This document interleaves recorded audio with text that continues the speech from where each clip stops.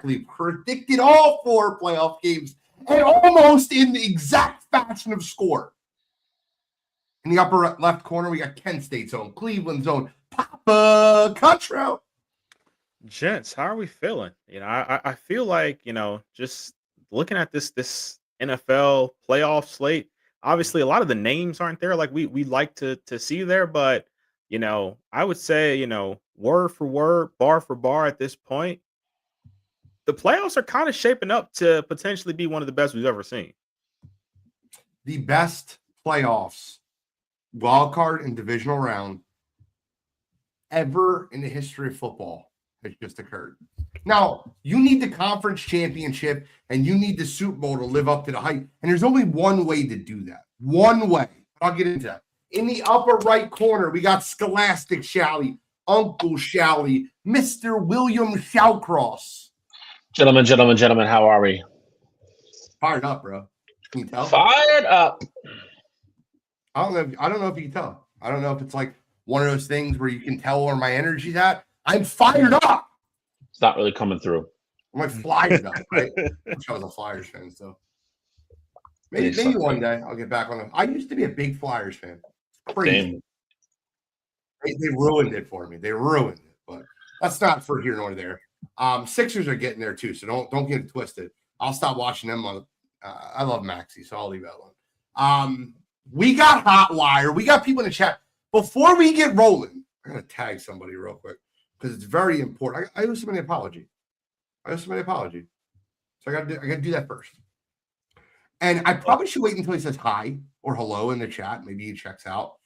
And I'll do it again when he says hi. Yesterday, I didn't realize this until today, was Mr. Tom Gallo's birthday. And Tom is one of those guys that is always in chat. He's one of the great guys in this world. I umpire. He's one of the guys that look forward to seeing every single week. So I apologize I didn't message you directly yesterday, but let me give you a special shout out tonight. Happy birthday to one of the best human beings you'll ever meet in your life, Tommy Gallo. Today, 2 of my man's 100 grands have birthdays today. It's crazy. I have I mean this when I say this, right? I think everybody has their fave 5. Remember MySpace or like the Facebook, where not Facebook, but like MySpace where it had the top 8 spaces. Yep. I got 2 of my top 5 spaces have birthdays on the same goddamn day. Mr. Daniel Dempsey, you've seen him in the chat, one of the best human beings in the world, and Mr. Nicholas Hurtado of the Hurtado family. You see Nick, you see Nico, you've seen Tiffany. They've constantly, both of their birthdays today. So happy birthday to them too. I'm done giving the birthday salutations. And to Cottrell, I say, absolutely. And you gotta be special people to have the birthday shouts at the beginning of the show. Normally we save them for the end. Gene gave them to you right away. So you're special people. So happy birthday definitely to you both. But just now getting into Hot Wire here. We're gonna start off with MLB. First two topics here right out the gate.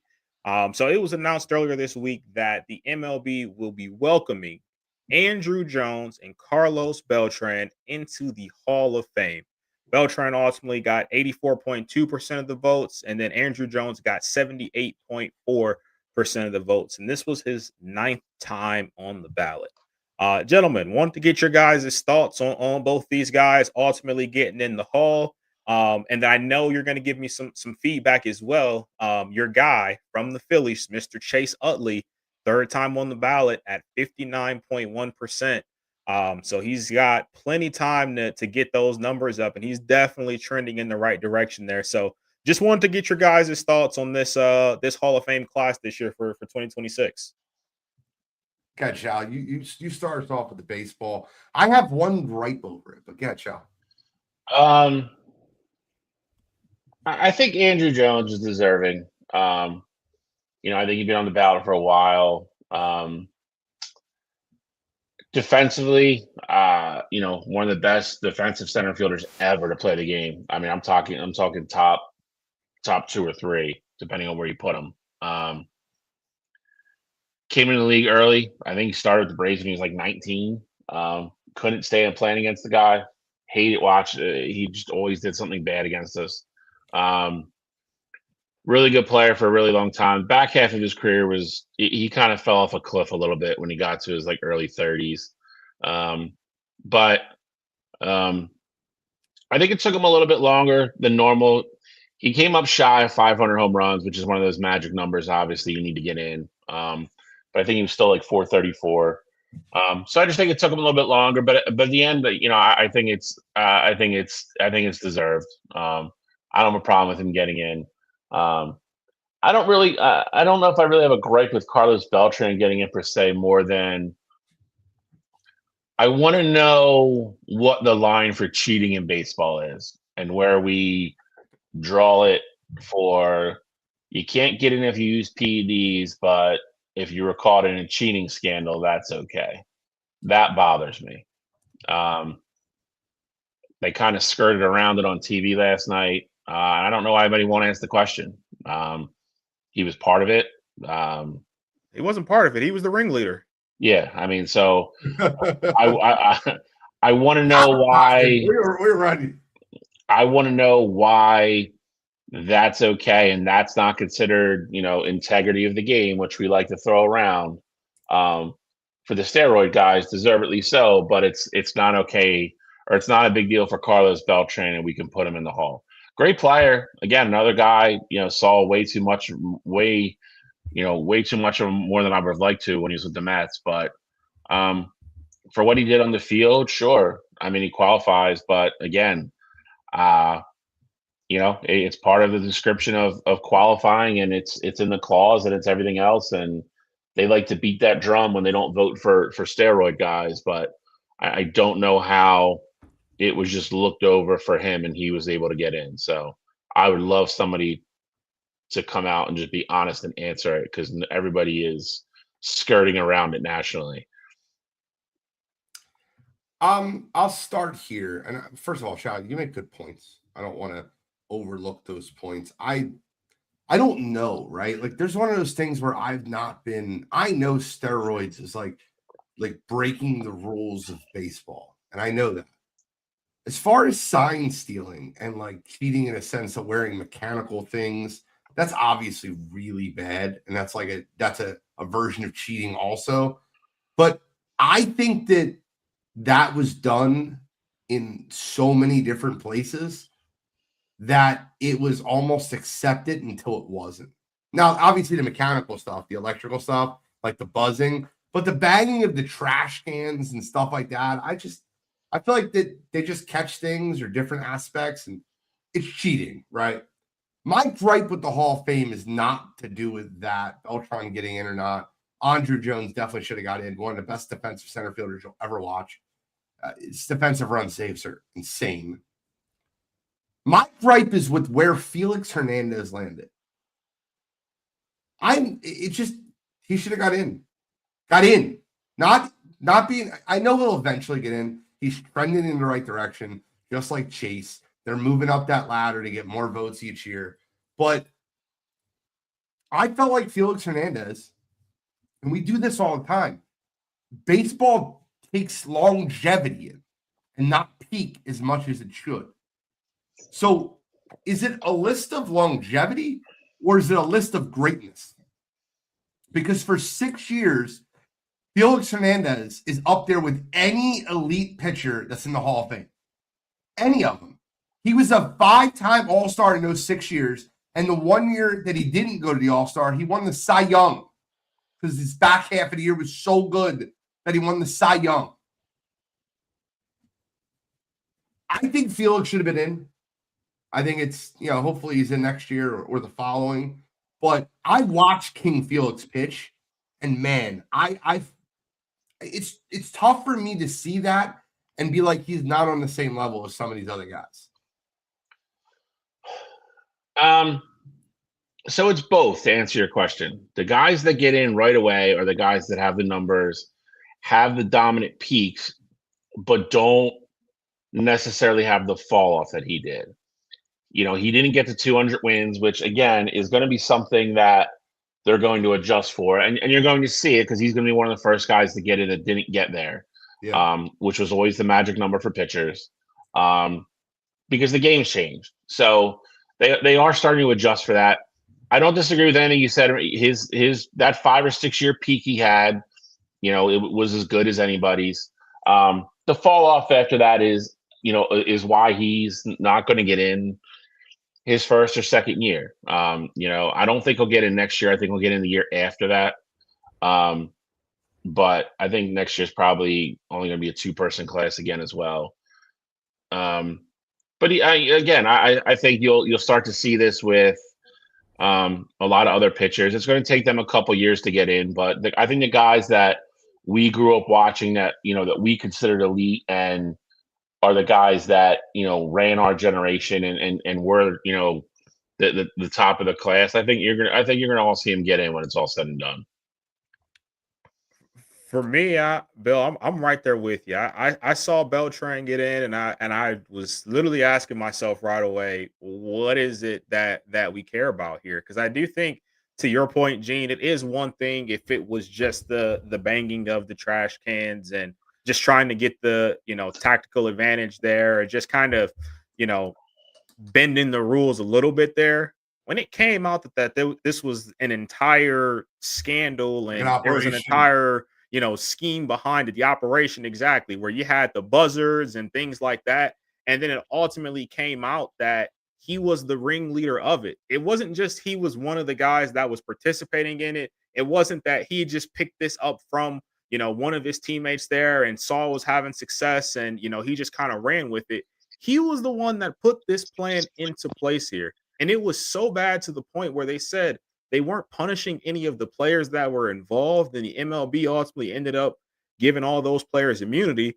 But let's not forget, Carlos Beltran was going to be the manager of the Mets, and they basically fired him because of his involvement with that. So it was like he's supposed to be this black eye for baseball, and we really haven't heard from him since then, and that was the reason why it took really this long to get him in the Hall of Fame to kind of begin with there, because to Bill's point, it seemed like based on what he did on the field, he probably would have been in the Hall of Fame already.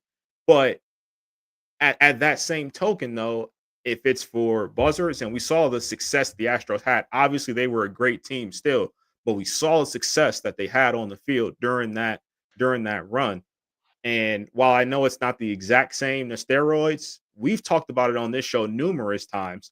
Steroids don't make you just, hit a million home runs. Like, you still have to have talent associated with it. Obviously, they help you get to where you want to go. But like, to me, again, I know they're not apples to apples here, but I would have liked to see them wait a lot longer to put Beltran in the Hall of Fame if they ever put him in. If cheating and the integrity of the game is really the sword that all of these writers want to die on when it comes to the MLB Hall of Fame. Let's move forward. I don't listen. I get what you're saying. It's time to move.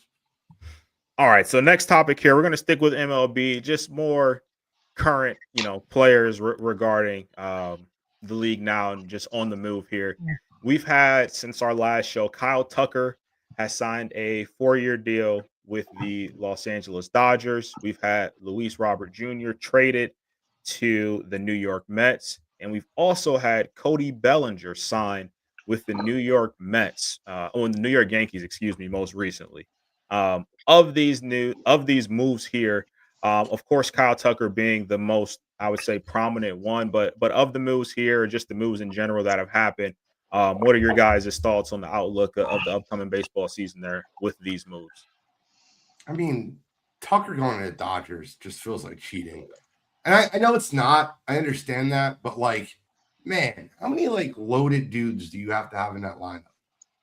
And I understand that until there's a salary cap in baseball, the Dodgers are playing by the rules and doing what they can do. But that deferred money and the way they're doing the money is just, I don't know, man.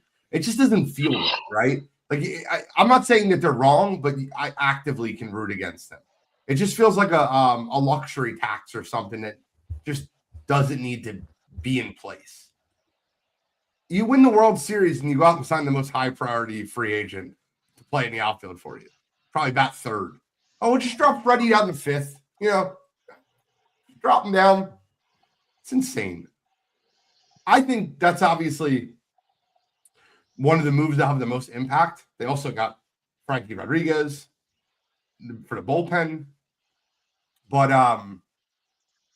the Luis Robert move to the Mets is baffling. Everything I've read about him, everything I've seen about him, lacks hustle, not a winning player. I just don't, I think that the Mets were in this situation where they needed to spend money to compete, and the guys that they originally wanted, they didn't get. So they just, overpaid Bo Bichette and gave him an opt-out every year. And then they hopped on the Luis Robert train to move him over. I think Bo is obviously a very good signing for them, but I don't think that Luis Robert's a great signing. But I think the Yankees did a great job. I think that's a good move for them to bring in Cody Bellinger.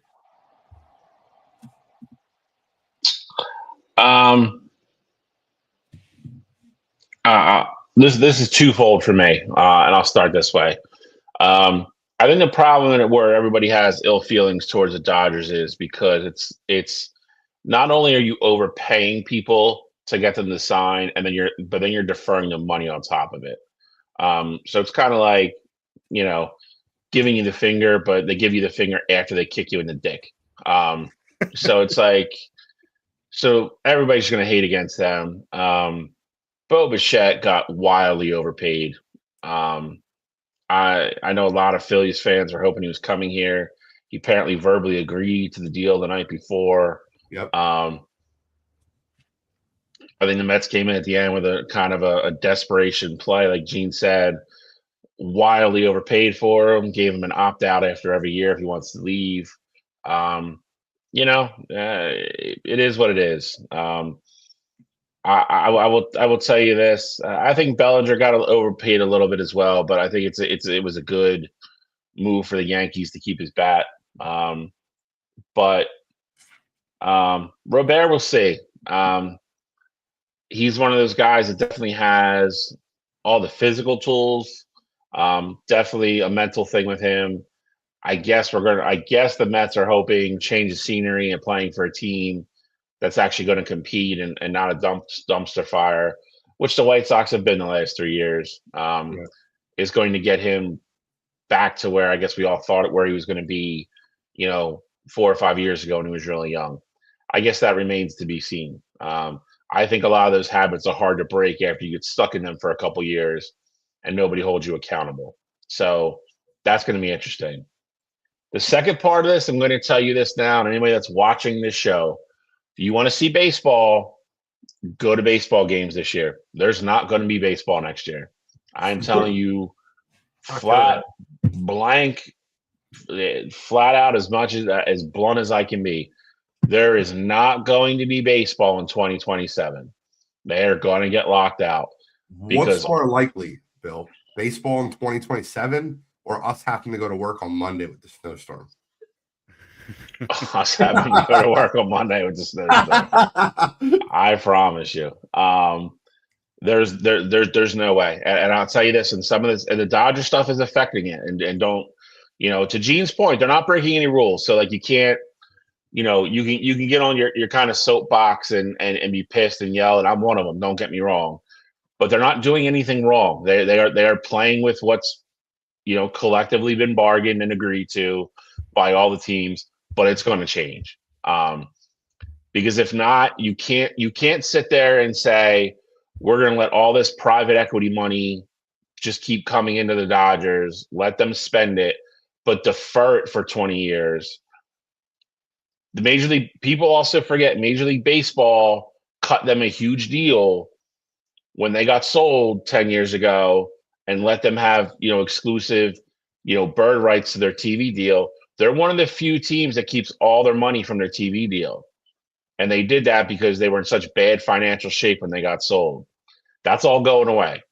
There's no way. Because if not, at that point, it becomes how can you if you're going to let a team like that keep doing that, you can't really get mad at a Cleveland team that's going to be like, you know what, then I'm going to run it fiscally as a business, put the best possible team I can on the field for the money I want to spend, and make the most profit I can, and pretty much F Major League Baseball. You can't get mad at them anymore because you're letting the Dodgers just do whatever they want to do at this point. So there's going to have to be a floor. I don't think you're ever going to see a hard cap. I think they're going to luxury tax the shit at like the teams like the Dodgers and the Mets, and be like, if you want to go over, you're going to pay a wild percentage, and on top of everything else, I think the deferred money is going to have to start counting against the cap, and I think that's going to be to start the negotiations. I'm telling you, there's going to be a strike in 2027. I'm not saying they don't come back at some point in 2027. That season is not starting on time. I don't disagree with you. I don't disagree with you. I think the free agency signings are what they are. Control, what do you think? I mean, it's so tough to see how it would start on time. I mean, I think you're having in this situation, the players are going to be so far away from what the owners are going to be asking for, and it basically came out today that it is guaranteed that the owners will be asking for a salary cap in baseball. And if you're the players in this situation, you have absolutely no reason to budge here. So I do think it's going to be a stalemate for a while. And to that point, I do see maybe you get half a season, something along the lines of that. I'd be very curious though to see what the MLB players do to keep busy. Obviously, we saw in WNBA, like Unrivaled became a league. Like, do the MLB players put together some fun, just kind of softball league or something along the lines of that, and that ultimately gets picked up, and you see those guys just kind of playing to stay in shape or something along the lines of that. But as a whole, I mean, it's definitely getting ridiculous with the Dodgers. Like, the rich just getting richer. Obviously, we saw how close it was last year with the World Series and how it went to Game 7, and the Blue Jays absolutely had an opportunity to win that game. But that team, as talented as they are, like you said, they go out and add the best available free agent on the market for a 4-year deal at that. Like, it's not just a 1 year. Like, let's see if we can get hot this year and see what happens. All these guys are signed to these long-term deals, and it's absolutely ridiculous. So curious to see how it all unfolds, at the end of next season. Like, we talk about it and joke about it, but like, how the hell do you get away with paying Shohei Ohtani $6 million a year right now? And how do you expect any other club in the league to be like, you know what, dude, like, hey, you guys gave him $60 million a year. Like, we understand the financial commitment, but for $6 million of it to go against your cap because you agree to defer it, and you can do that because you pretty much have an absolute monopoly over the Japanese market and all the money you make over there for your team. Like, teams just aren't going to allow it. They're just not. Like, bro, you want to pay him 60? That's fine. That's the price you need to pay that guy to keep him. Totally get it. But it's got to count towards your cap. Like, you can't just be like, oh, we get Shohei, we get all this money, coming in from Japan and all the money we make over there. Oh, but you know what? Only $6 million of it goes towards the cap this year. Like, that's bullshit. Like, that's got to change. I don't disagree with you. Jimmy Butler. So we're gonna switch gears here. Go over to the hardwood. Jimmy Butler is out for the remainder of the season here with a torn ACL. Do you guys think that this is ultimately going to be the end of Jimmy's career here? Do you guys see the Warriors going out and making a desperation move to try and stay competitive this year? What do you see here with the outlook of the Warriors? Oh, yeah, Shaw. No, I mean, I hope it's not. I mean, listen, I became a fan of Jimmy once he was here. It was really hard not to love the guy. I just don't think you ever want to see a career like, and I mean, he's had end on an injury like that. But I mean, I also think Jimmy's a lot older than people I think realize. He's 36 now, 37. I don't know what you're getting from him if he comes back, next year at any point. Like that's, he's going to be an older player, and you're relying on a lot of things that probably aren't going to be there right away. So, I hope he comes back. I hope he at least gets one more year. I don't know what the Warriors are going to do. I think they said publicly they're not going to pretty much blow it. Yeah. So, I don't know how they think they're going to compete with the top 3 or 4 teams in that conference, though, without doing something. Those teams are just too good. So, but they're not, Joe. They're not. Yeah, I know. You're not wrong. You're not wrong. Listen, the thing with the Golden State Warriors is last year was their last hurrah. It was what I believed was their last hurrah. I thought it was, hey, if you can make a run, keep Steph healthy with Jimmy and Draymond, go try to make a run, right? It was very obvious that they essentially they were not able to make a run last year because Steph's injury. And this year with Kuminga, the weirdness that's going on over there, it was very obvious they were doing the wrong things. That team shot, and this is what needs to happen. They need to walk up to Steph Curry and say, Steph, do you want to stay here, have some fun while we lose? Or do you want us to find you a situation that'll be right for you? You want to retire here, that's fine. We're not going to be competitive for the next 2 years. We're rebuilding. Trade Draymond. You got to get rid of Kuminga. That's the weirdest situation ever. You have Kuminga who doesn't want to be there. They don't want him there, and they don't play him. And they can't trade him. It's like, what the hell are we doing? It's the weirdest situation ever. Normally, when you want to trade a player, you play him, so his value goes up. The Warriors won't play him, and then they really won't trade him. They just let him sit and suffer on the bench. It's a weird thing. They just played him the other night for the first time, and I think it was at 13 or 14 games, and he dropped 20. So it's kind of ridiculous that they just rather not play him to kind of prove a point as opposed to play him, trade him, and really just kind of go from there. And let's not forget that this is a thing that had been going on throughout pretty much the entire offseason with the qualifying offer that he tried to make. So with that said there, though, I mean, I don't know where you go if you're this Warriors team. So like you talk about rebuilding there, and I feel like obviously throughout the entire run that Steph's been there, they've never really gone through that rebuilding phase. Like even as they got older, like it felt like they made the move for Jimmy Butler kind of out of nowhere. You know what I mean? Like they were this play-in team essentially. They made the move to go get Jimmy, and all of a sudden they were really good again, and they've had a defensive identity, and the pieces all really meshed well together. So I know the rumors beforehand as well. Like a few weeks ago before Jimmy got hurt, they were trying to call the Mavs about a potential Anthony Davis trade, but they didn't want to move Draymond or Jimmy. So like now I wonder, is that something that's potentially back on the table? And obviously I know whenever we talk about Anthony Davis, the biggest thing with him is availability, but he would be one of those pieces where I could see it's like, all right, Steph, AD, we put the right stuff around them. Maybe we can find a way to make it work.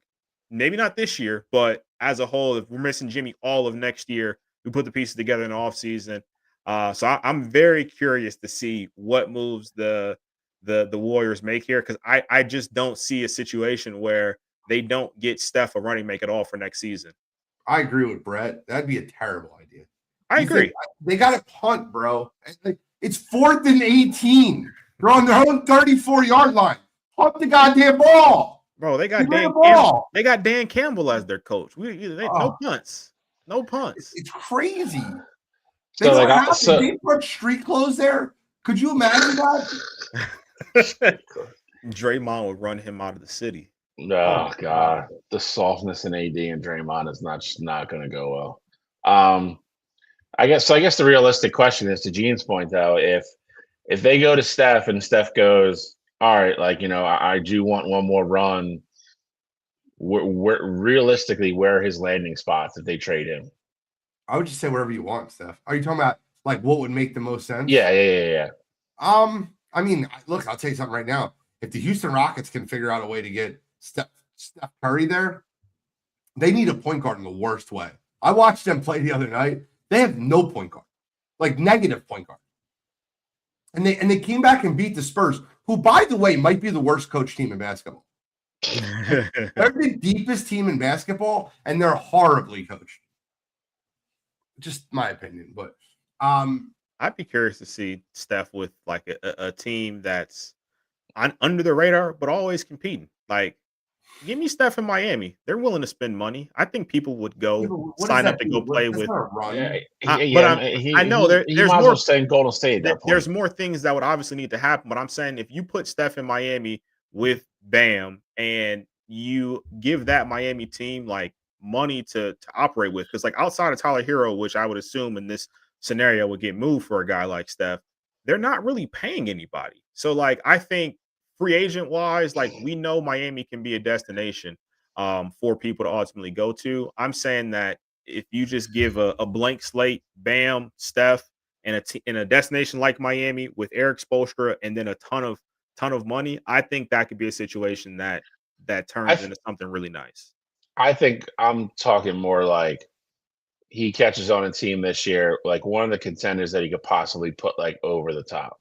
Not like go like play out the string in Miami this year and then hope they get like a 1-year wonder and put stuff around him next year and that's it. Like I'm saying, like if they move him right now to a contender, like who do you think it would be?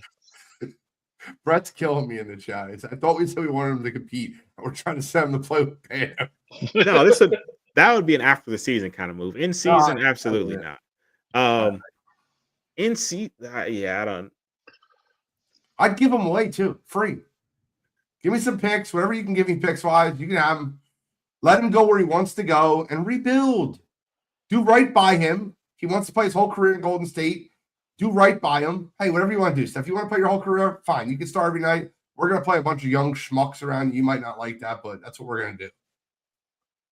But do right by him. But in the same respect, you got to rebuild. It's time.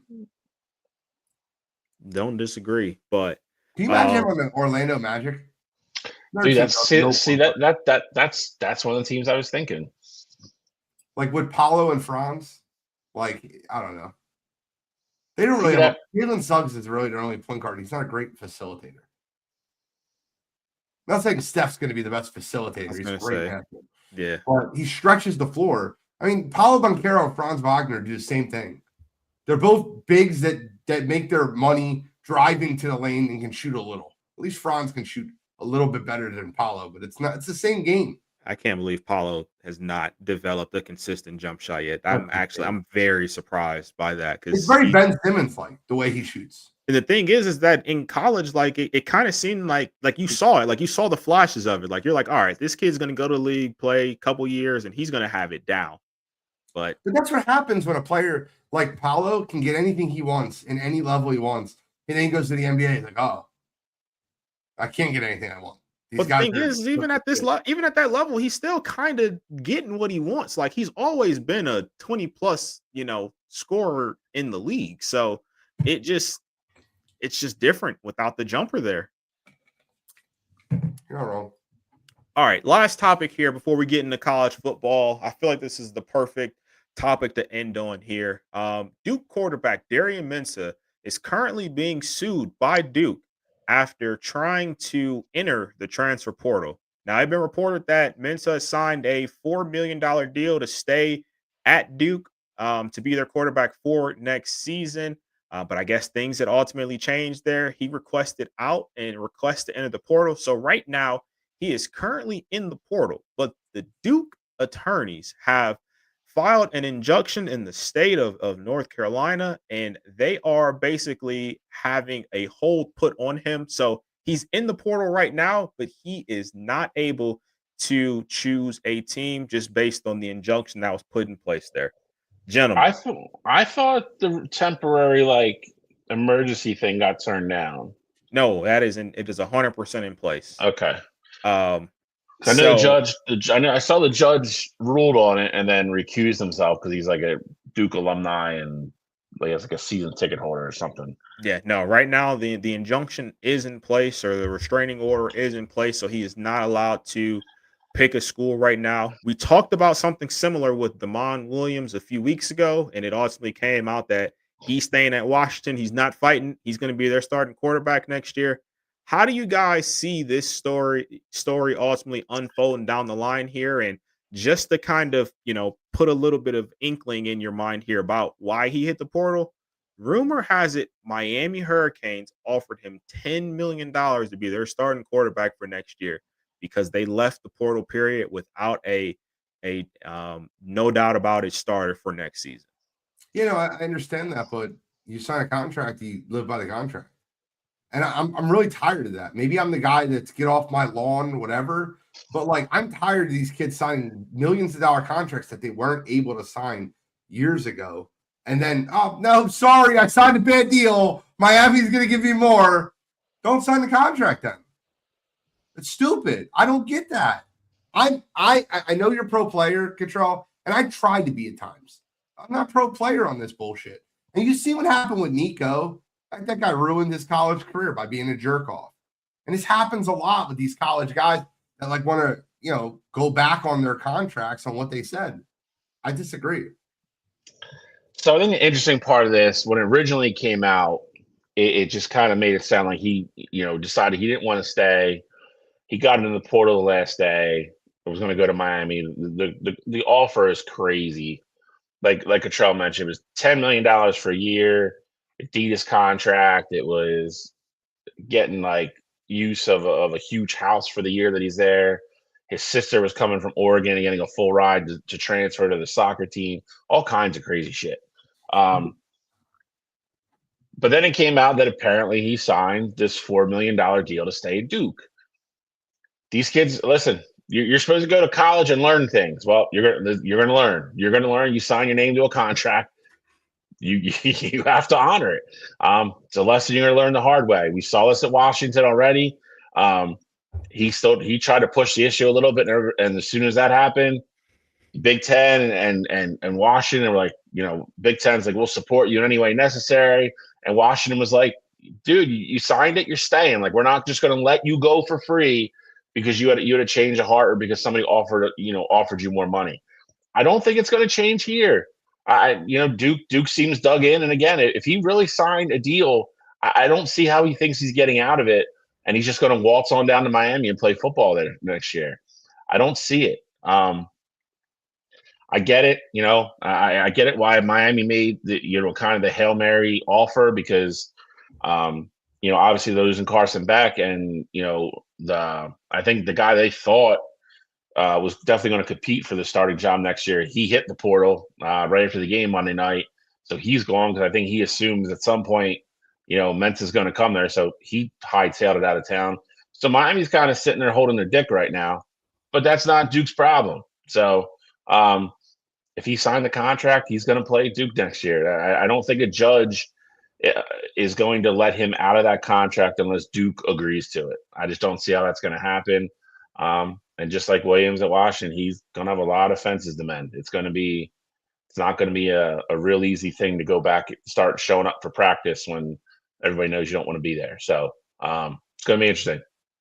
Definitely will be interesting. I think the other part of it too is like, obviously all of these universities are going to have great attorneys and things like that. This guy's getting into a legal battle with Duke, like of all places. Like, they're going to have, every single loophole covered in that courtroom, and they're going to make sure that if ultimately Mensah is going to go to Miami or anywhere else, they are going to squeeze that until it's absolutely dry, and he's not going to probably end up making anything throughout this next year. So it seems like it's going to be one of those situations. They're like, all right, well, if you want to leave, you're going to play college football for absolutely no money because whatever Miami's supposed to be giving you, they're going to give it to us in exchange for you to play there.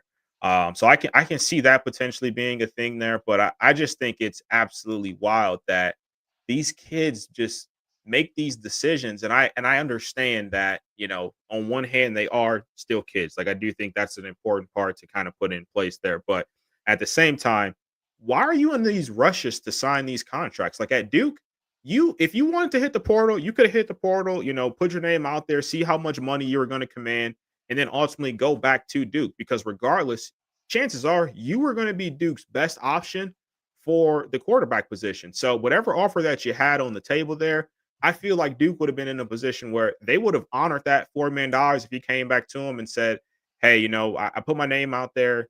I did have some better offers, but I want to also come back here. Or on the flip side, if they said, hey, I put my name out there and, this school's offering me X, Y, and Z dollars and they're a bigger program, like I think that's where I want to go. I think Duke could also understand that as well, especially now in this stage of the portal. But you make this decision, you hurry up, you sign it, you put out this hype video about, you making your decision. It was a LeBron-esque decision video that he put out on Twitter announcing that he was coming back to Duke there.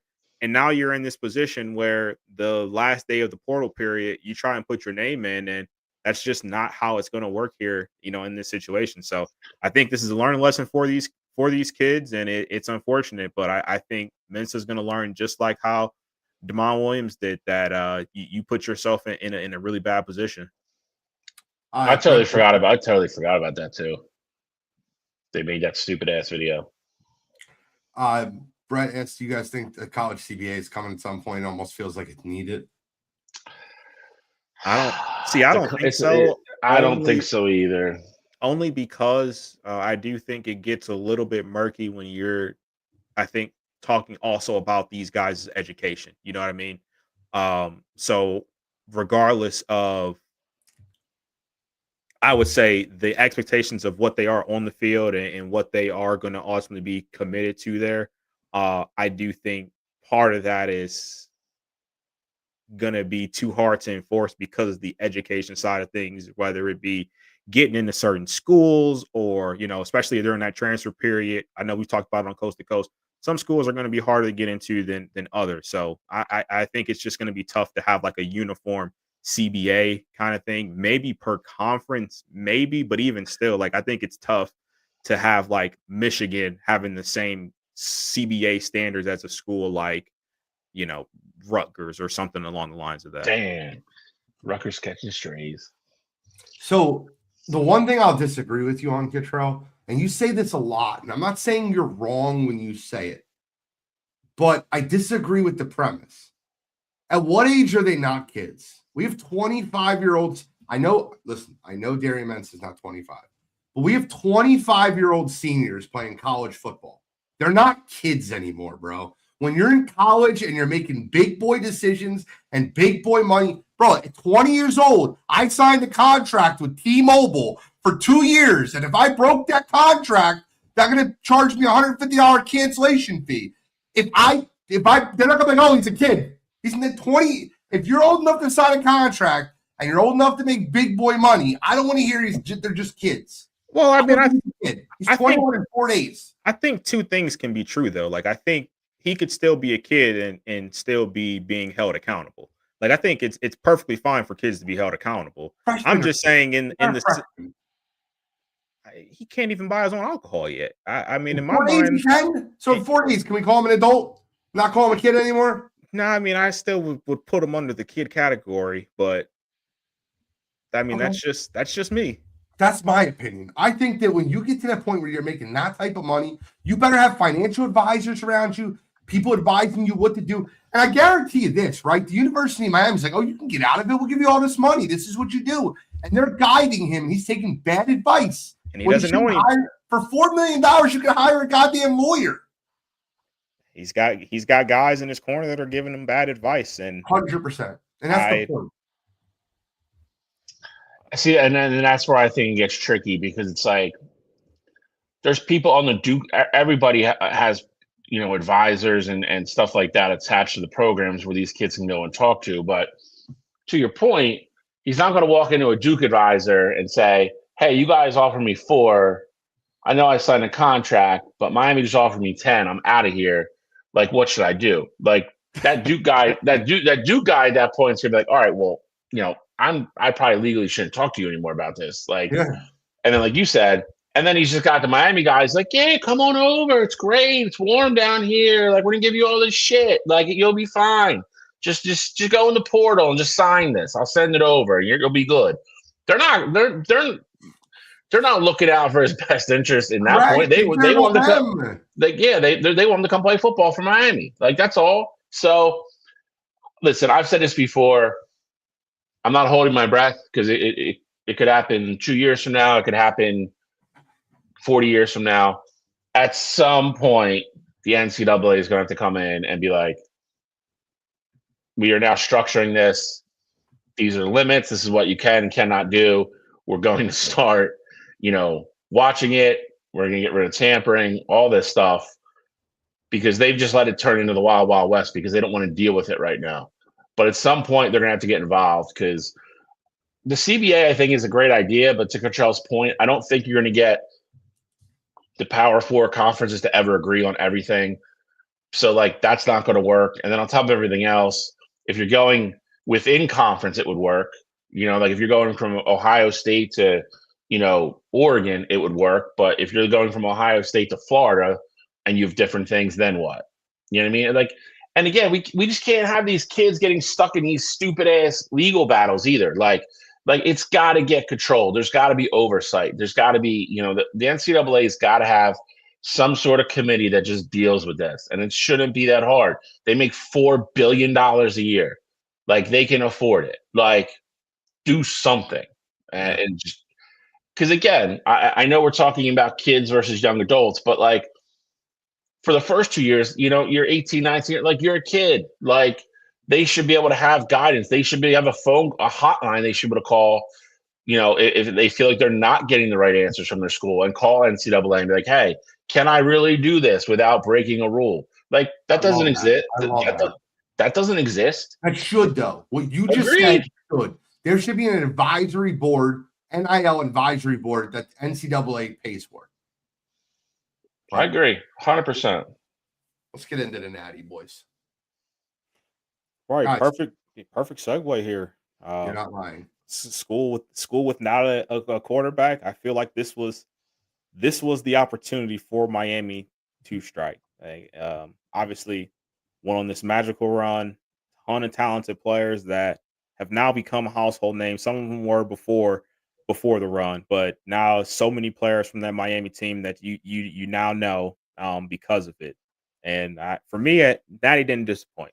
But Gene, I'll let you paint the picture for us. I want to say this.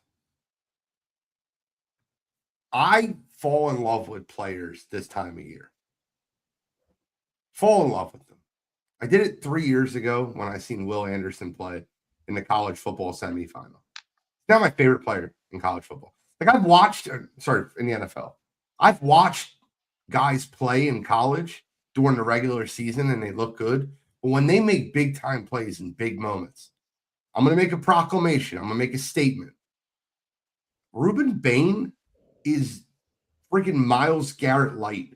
I'm not saying he's going to be Myles Garrett, but my God, that kid is incredible. He rushes around the edge. He breaks up the run. He's strong as a bull. He is what we all wanted Chase Young to be. That's what Ruben Bain is. He's incredible. On the other side of it, I looked at that. I watched that game. I expect that game to be a blowout. I did not expect that game to be close. Give Mario Cristobal all the credit in the world for having those kids ready. Give Malachi Toney. He played his ass off. That guy was electric. Loved watching him play. And even the offensive line for Miami, who did a great job of basically creating rushing lanes to get Miami back in that football game, giving Carson Beck time. With that being said, Indiana was the best team in the country this year, bar none, no doubt about it. There's a lot of underrated players on that team. We talk about Fernando Mendoza, and no doubt about it, number one pick in the draft. Omar Cooper Jr. has got to be a first-round wide receiver at this point. The guy is just awesome. He's got great hand. I think he's going to be playing in the NFL on Sundays for a long, long time. Kid's very, very good. Indiana had a lot of guys on their defense that, particularly their cornerbacks, that were just otherworldly. I loved watching this game, and I give all the credit in the world. It's got to be a classic moment when you're recapping a national championship. 4th and 5 from the 11-yard line. They're up 3 points. Take the field goal. Make them score a touchdown. Signetti said, I got you.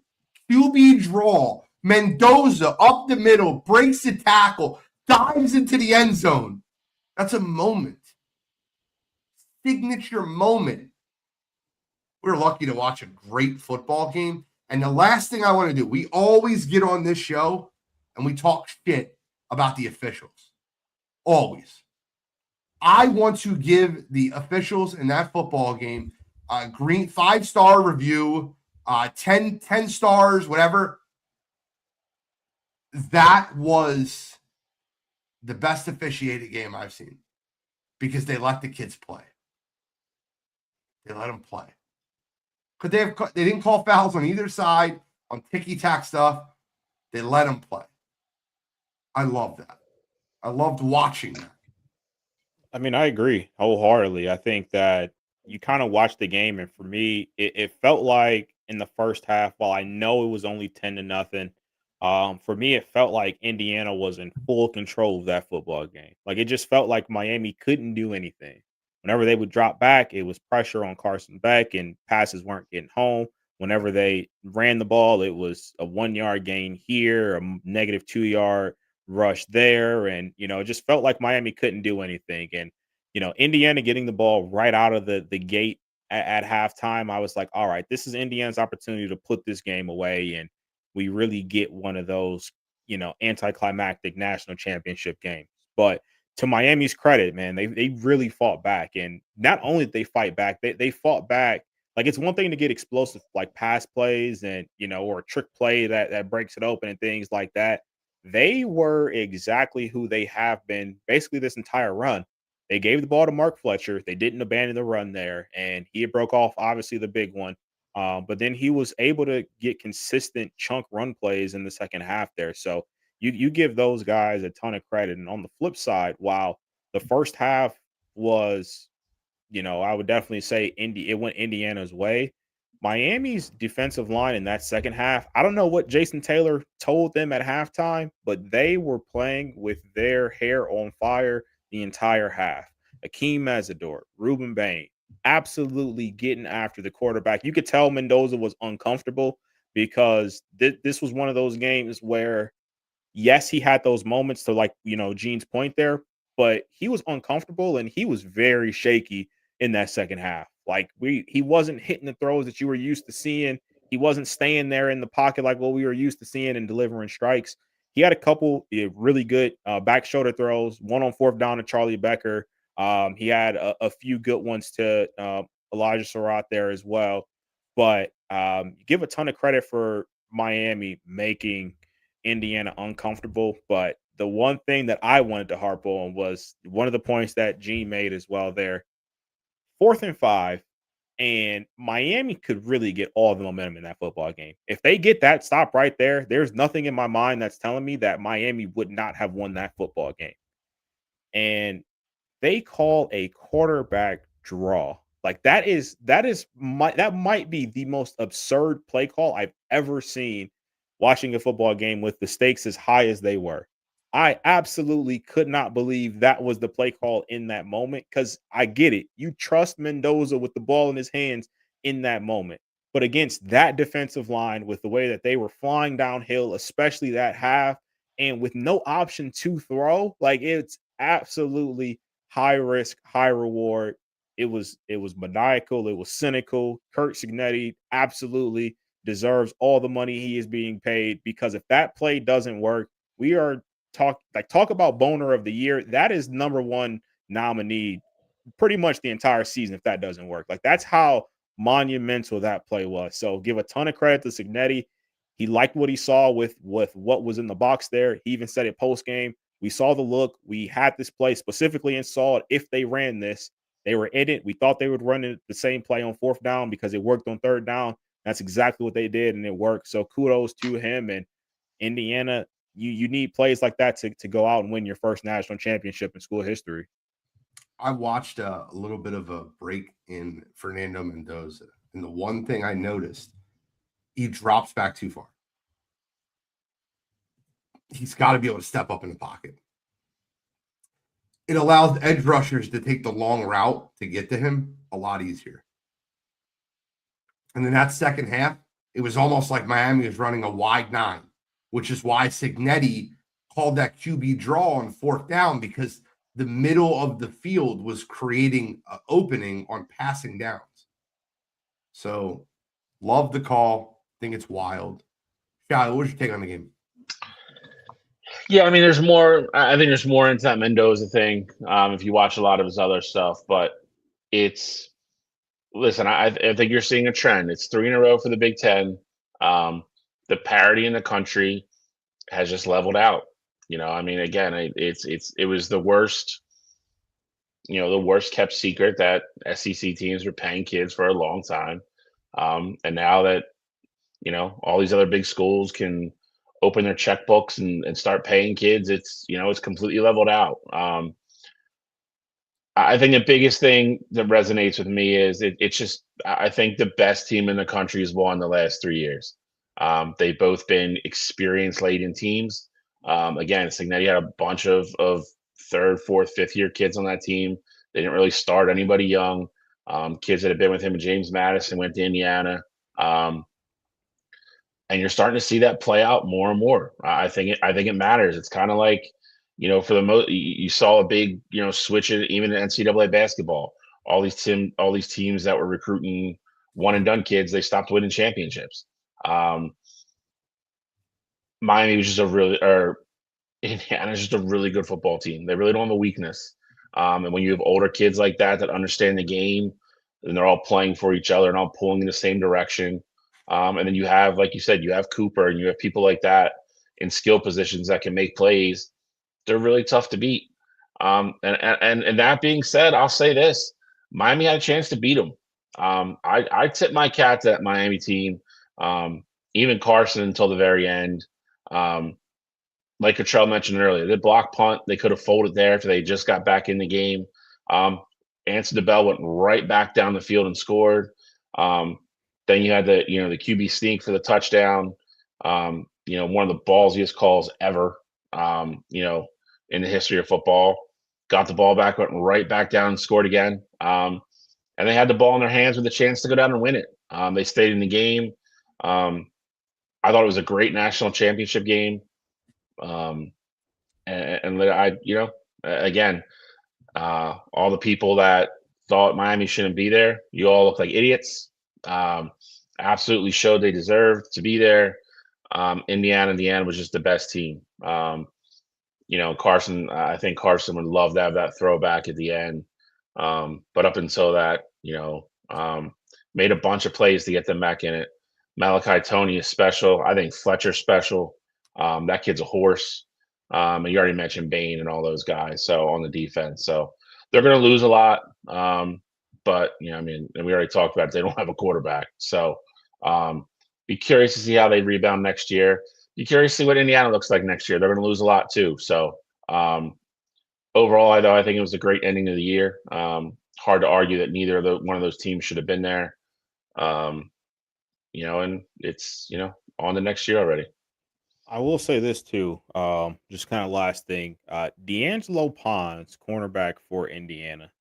Kid's 5'9", and you can just tell that he plays with the craziest chip on his shoulder. He's a kid that will come down. He plays outside, so he's not your typical 5'9" corner where you put him in the slot. He plays outside. He comes down. He makes tackles. He's sticky in man coverage. He's disciplined in zone. One of my favorite kids to watch, and I'm very curious to see what his NFL evaluation will ultimately look like, because obviously he's going to be coming out this year. I'm curious to see what his NFL evaluation looks like, because at 5'9" and playing outside, are teams going to feel comfortable drafting him high if they only look at him as a slot?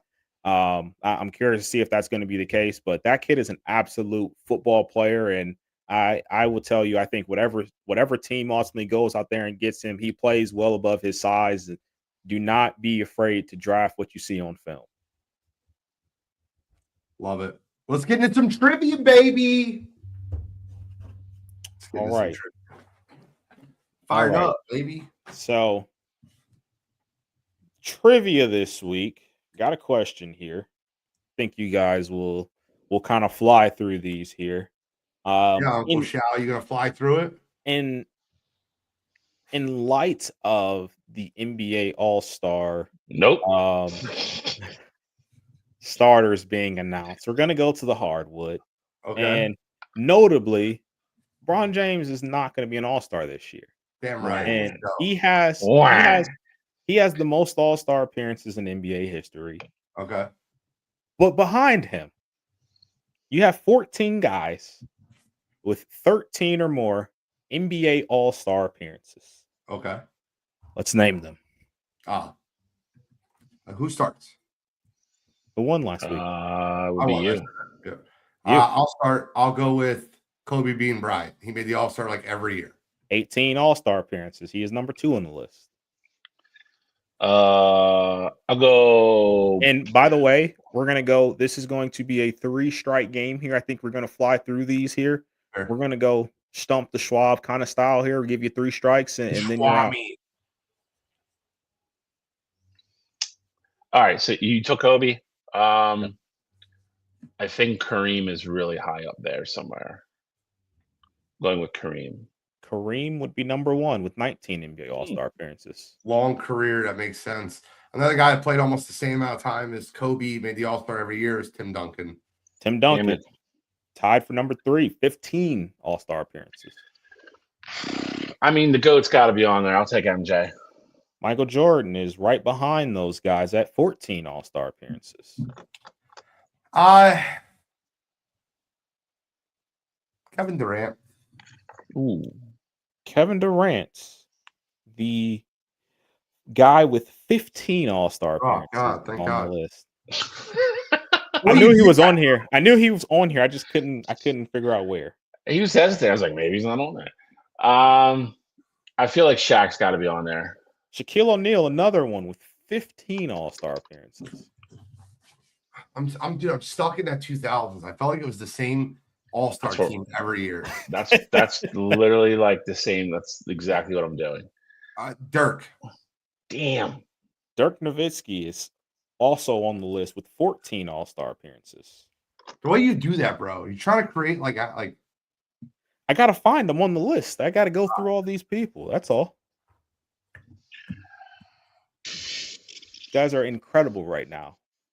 And Bill had. I'm not even sweating. I feel like I have 2 more.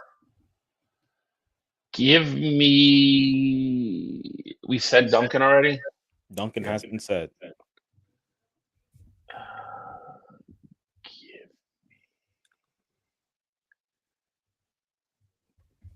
Give me Barkley.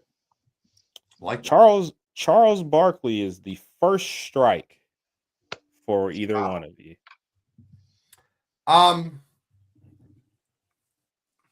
Staying with the 2000s. Give me the big ticket. Kevin Garnett is on the list with 15 All-Star appearances. How many left? You got all those. You got 1, 2, 3, 4, 5, 6 guys left. Okay, so I got it. So it's more than 10. Yeah, it's 14. Okay, just making sure. Sorry. Which is why I wanted to go 3 strike. Now it gets fun because I'm out of 2000s All-Stars. All right, Bill. Give me somebody. I'll go Bird. Larry Bird, strike number 2. Fuck you. His career was too short.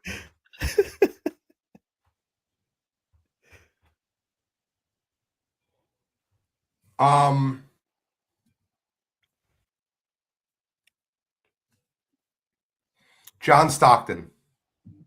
John Stockton, excellent guess. He is not on the list. That is strike 1 for Eugene. It's Karl Malone on the list.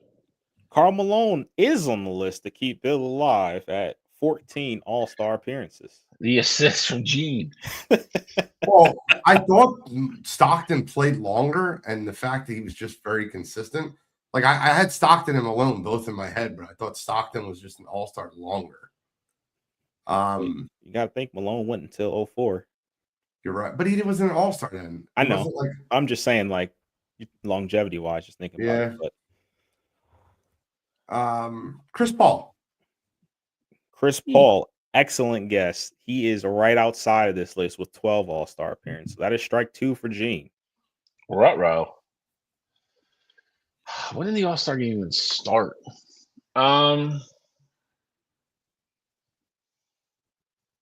These are probably all like old people now. I'm gonna wait before I give you additional information. Here we go.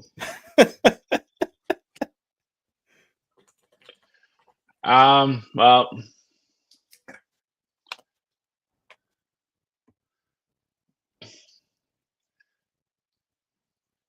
I'll guess fastball here, and if it's not, it's not. Oh well. If they had one back there, he probably had to make it every year. I'll go with Wilt. Wilt Chamberlain is on the list with 13 All-Star appearances. Would we like hints now? Yeah, I feel like I've been needing them for a round or two at this point. All right. Ran through my 2000s All-Stars. All right. So you do have to kind of switch it up a little bit here. 2 of them are older players. Like I'm talking old. I'm trying to get the exact time frame here for you. One of them is a more of a recent player, definitely played in the 2000s. And then one of them was like in I want to say 60s to 70s. Yeah, 62 to 78 for one of the players. You have There's only one 2000s player left. Yes. I feel like it's one of 2 people. It's either the second pick or the 4th pick in the same draft as LeBron James. Well, not the second pick. The second pick was Darko. So the 3rd pick or the 4th pick. Or the 1st pick or the 4th pick, whatever that would. No, the first was LeBron. This player played from 60 to 74, so kind of the same era there. And then the last one played. I have 2 guesses, and if it's not either one of them, I'm literally out. I have 2 guesses on the 2000s player. I just don't know which one I want to use. I don't know who that is. I'm going with older players. All right, and then the last one played from 1950 to 1970. The 2000s player is either going to be Carmelo Anthony or Dwayne Wade. Ooh. I just don't know which one it's going to be. Because they all made a ton of All-Stars. And it was like the same All-Star lineup, which is how I basically went through it. Wade was incredible, and I think he made the All-Star team 7 of his first 8 years. Carmelo played a lot longer and was better longer. I just don't know how many All-Star games he made at the end of his career. If Gene gets this wrong, do I automatically win? No, you still have to get one right. Because he went first. Give me flat. Dwayne Wade. Dwayne Wade is correct with 13 All-Star appearances. So Carmelo's got it. Does Carmelo have 12? I'm literally, we know it's no more 2000s players. Carmelo is actually at 10. Okay. Damn. Test them.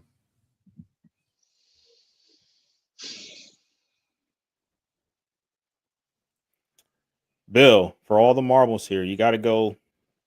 You got to hit one of the old guys.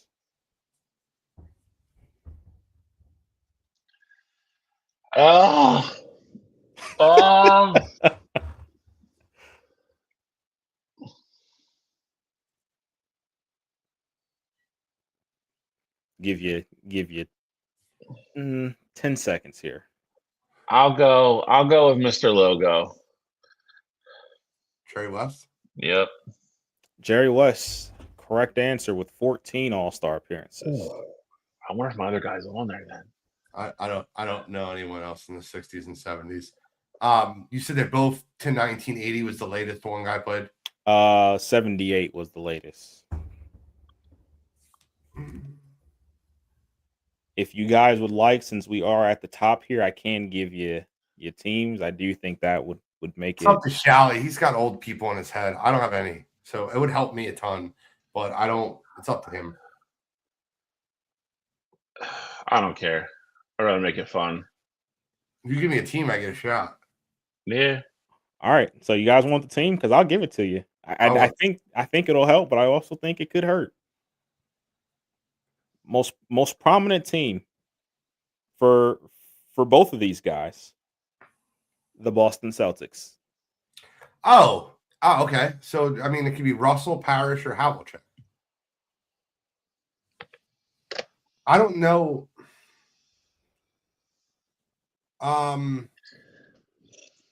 You throwing out names might come back to bite you, just so you know. You might be right. I'll go Bill Russell. Bill Russell is incorrect. Bill, opportunity to win here. I don't think it's Parrish. I will I'll go with Havlicek. Havlicek is correct. 13 All-Star appearances. She's the best wingman ever. Listen, when you said the Celtics, that's kind of where I was going. And Can I ask go ahead. The other player, Bob Cousy. The plumber guys. Here's the truth, right? Don't take this the wrong way. I didn't even know Bob Cousy was a Celtic. Is that bad? I'm sorry, I didn't know that. No. And for what it's worth, too, Bill Russell was a 12-time All-Star. That was close. How many did Moses make? Because Moses made a shit ton. Let me look here. And Dr. J's got to be close. Dr. J played ABA. 5 years of his career in the ABA. I know, but I don't think he played 17 years. Or he made the All-Star game, all 12 in the NBA. 12-time All-Star for Moses. Dr. J's probably 9, 8. Moses is also a one-time ABA All-Star. Well done. I ran out of 2000s players. No, you just started saying too many Celtics. Well, I don't know if when you said Celtics, I felt like there's 3 that you can pick from. There's Russell. I wouldn't have thought of Cousy. There's Russell. There's Havlicek, and then there's Robert Parrish. See, I thought you guys might also go with McHale. I didn't even think of McHale. So, all right. Next on the agenda, let's get into the NFL playoffs, baby. Coaching carousel, baby. Couple coaches were named head coaches during this past week. John Harbaugh. Last Wednesday on the show, I said I think John Harbaugh will be the next head coach named, and he'll go to the New York Giants tomorrow morning. An hour and a half after the show ended, John Harbaugh was rumored to be the Giants coach. It took about 2 days for him to sign, but he was named it that night or the next morning. Kevin Stefanski, a guy projected to go to the Atlanta Falcons. I was 100% correct there. Now, the other 2 I got wrong. I thought both these teams would go in different directions. I knew Miami would go defense. I thought they'd go Chris Shula. They went with Jeff Hafley from the Green Bay Packers. Not a bad pick. It's going to bring toughness to that organization that they absolutely need. It's a soft team right now. And then the Tennessee Titans. The most obvious thing for me would be you to go out and get an offensive guy to coach Cam Ward.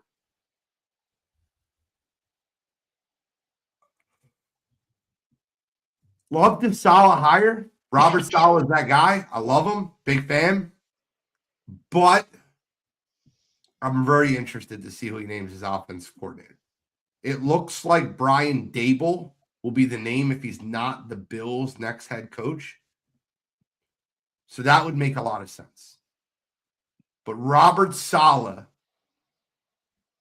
is a guy that I think was extremely underrated for what he did with the Jets. If you look at that Jets franchise, the moment they fired Robert Saleh to now, their defense was number 2 in football. The year they fired him, they finished number 15. And then last year, they didn't have an interception. One of the worst defenses in the league. I think Robert Saleh is a great leader of men. I think he got a raw deal in New York, and I'm glad he got a second opportunity in Tennessee. I just need to know his offensive coordinator is going to be someone that contributes to the growth of Cam Ward. I agree with everything you said. I love Robert Saleh, love him. When I heard the hiring, first thing that went through my head as well is he's got to hire a very stable and so what I'm looking for, established OC, like you said. It's got to be somebody that can come in and develop Cam Ward. They're gonna make that kid the franchise, the face of the franchise, number one pick. Robert Saleh, that defense was still okay last year. He'll make the defense better. He'll take care of that side of the ball. Somebody's got to come in and get that offense going and really help Cam Ward become, a more polished NFL quarterback. So I love the hire. I agree with Gene. I think he's a great leader of men. If it ends up being Brian Dable, I think that's a great combination. As long as those two get along, that would be that's a really good coaching staff. I agree, and I think you look at the situation with the Titans. They got a ton of money. Talk about a team that can flip that team around and flip them around quickly. I absolutely think that could be the case. They have a talent on defense already. We know that they had a pretty solid defense this past year, and I think with solid scheme plus Cam Ward, especially if you can get him a guy like Brian Dable, like let's not forget that it's cool to see what Josh Allen is now. But before Brian Dable, there were a lot of question marks still surrounding even Josh Allen, who a lot of people think is the top 3 quarterback in all of football right now. So that would be a big time hire for that Titans organization if that is who they can ultimately land there.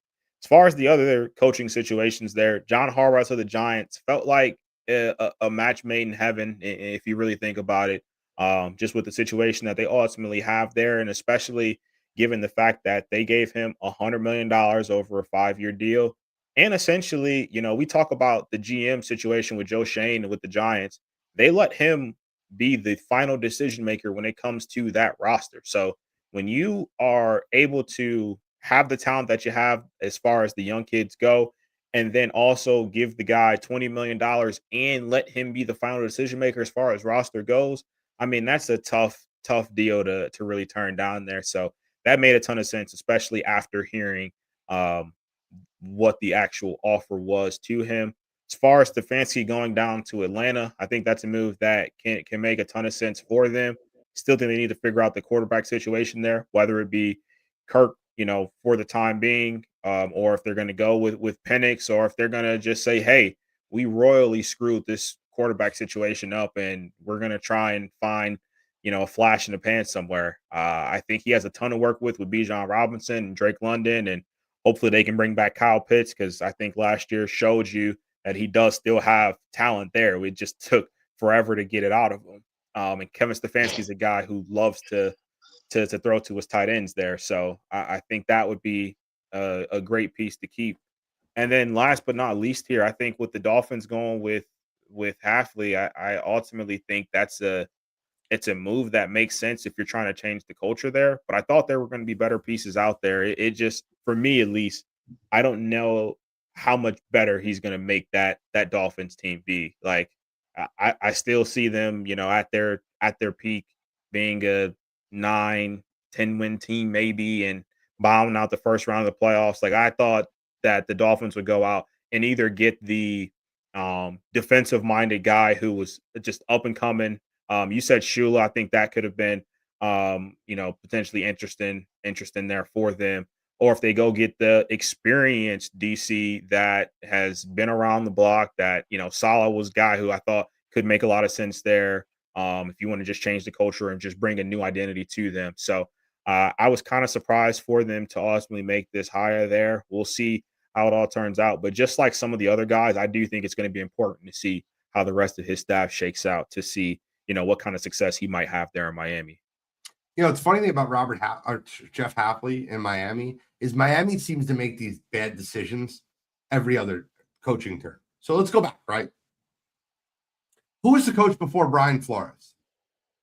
Joe Philbin. Joe Philbin, soft, offensive guy, not a good coach. Brian Flores comes in, fixes the culture, strengthens the team. They get rid of him. They go for the hot shot, soft Mike McDaniel, who's soft. He's soft. His teams are going to be soft. He's an offensive coordinator. He's not a head coach. He's not a leader of men, in my opinion. Now you go with Jeff Hafley. I guarantee your team's not soft. It's a good hire for Miami. Got to hire a great offense coordinator. Got to replace quarterback. Both those things have to happen. Miami's still years away from being, in my opinion, a Super Bowl contender because of where they're at. I think Quinn Ewers, we give him an opportunity next year. We can't get the quarterback where we need to in the draft. And then you reassess in 2 years. But everything is everything to say that they got tougher this offseason, which they needed. One of the softest teams in football, the Miami Dolphins. Shally, your thoughts on these hires? I agree with you on the Miami one, and I agree. I think he's going to go down there, and the first thing he's going to change is the culture, which has to happen first. And that's probably going to be an adjustment for some of those guys, and they're probably not going to like it. No, they're going to get going. I guarantee that is a Miami roster that looks very different. I agree. Beginning of next season, Tyreek Hill, I'd be surprised if he was still a Dolphin. Jalen Waddle, I'd be surprised if he was a Dolphin. The stuff with Tua, like I bet you don't hear from Tua for months at a time after Hafley gets down there. I agree with Gene. The next thing you have to address is the quarterback. And again, I think hopefully him taking that job, there was discussions like, hey, we're going to suck for 2 years probably, and that's because we have to go get a QB somewhere. Tua is not going to be it. You might get lucky if Quinn gets more playing time. Maybe Quinn is the answer. I don't think he is, but we'll see. And again, if you're taking away Tyreek and Waddle next year, then what does that really look like anyway? So it's going to be hard to assess. But I think it was the right move in that at some point you just had to be honest with yourself, with what was on that roster, what was and wasn't going to get done. And you as an owner, you have to have the balls to hit the reset button, and that's what he did. So I think 3 or 4 years from now, I think Miami will be really good. Stefanski to Atlanta, I like. I think he's going to bring stability there, which they need. And it's a lot of it. I think he's got to figure out the quarterback situation. And like you said, you debatably have the best running back in the league there. You have Drake London. Hopefully, you can keep Kyle Pitts, excuse me, and then start and just continue to shore up that defense. That is a very winnable division every single year if you can figure it out. So. And on top of that, I honestly, I think Mike McDonald of the Chargers, I think was a great hire. I agree with Gene. I don't think he's a head coach. I was like, Mike McDonald. Oh yeah. Sorry. You threw me off. I'm like, Mike McDonald left in the middle of the NFC Championship game. I don't think he's really head coach material because I don't think he has. I don't want to say it's leadership. I think even if you watch Hard Knocks, he was too concerned almost about being liked and being friends with those guys rather than being a head coach and being a leader. Offensive coordinator wise, I think he's a great mind. I think especially with Jim. Yeah. So Jim is going to, Jim will be in his ear, like he always is, run the damn ball. But if they can get, if they're going to get their 2 tackles back next year, if you can go out and get a weapon to go with Ladd and those running backs, with creative as Mike can be, with everything else, I think that offense looks a lot different next year. Can we get the blind side edit? I need somebody out there to do an edit for me. I need the blind side edit, and I need the coach of the blind side to be Mike McDaniel, and I need Leanne Toohey to be Jim Harbaugh. Enough of these trick plays, Bert. Run the dang ball. Run the dang ball. I just need that edit. Give me that edit. I'll blow it up for you. I think McDaniel landing in LA is the best spot for him because the team's not going to be soft. Jim Harbaugh-led team. They won't be soft. I think it's interesting that curious on your guys' thoughts too before we go recap some of these games here.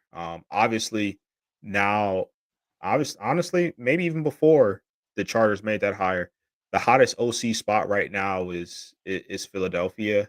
Yep. And you've had Brian Dable reportedly, already made a decision that he's going to take the Titans job if he doesn't become a head coach. Obviously, Mike McDaniel was a guy who you guys wanted to interview and bring into the building there, and he decided that he wanted to go to LA.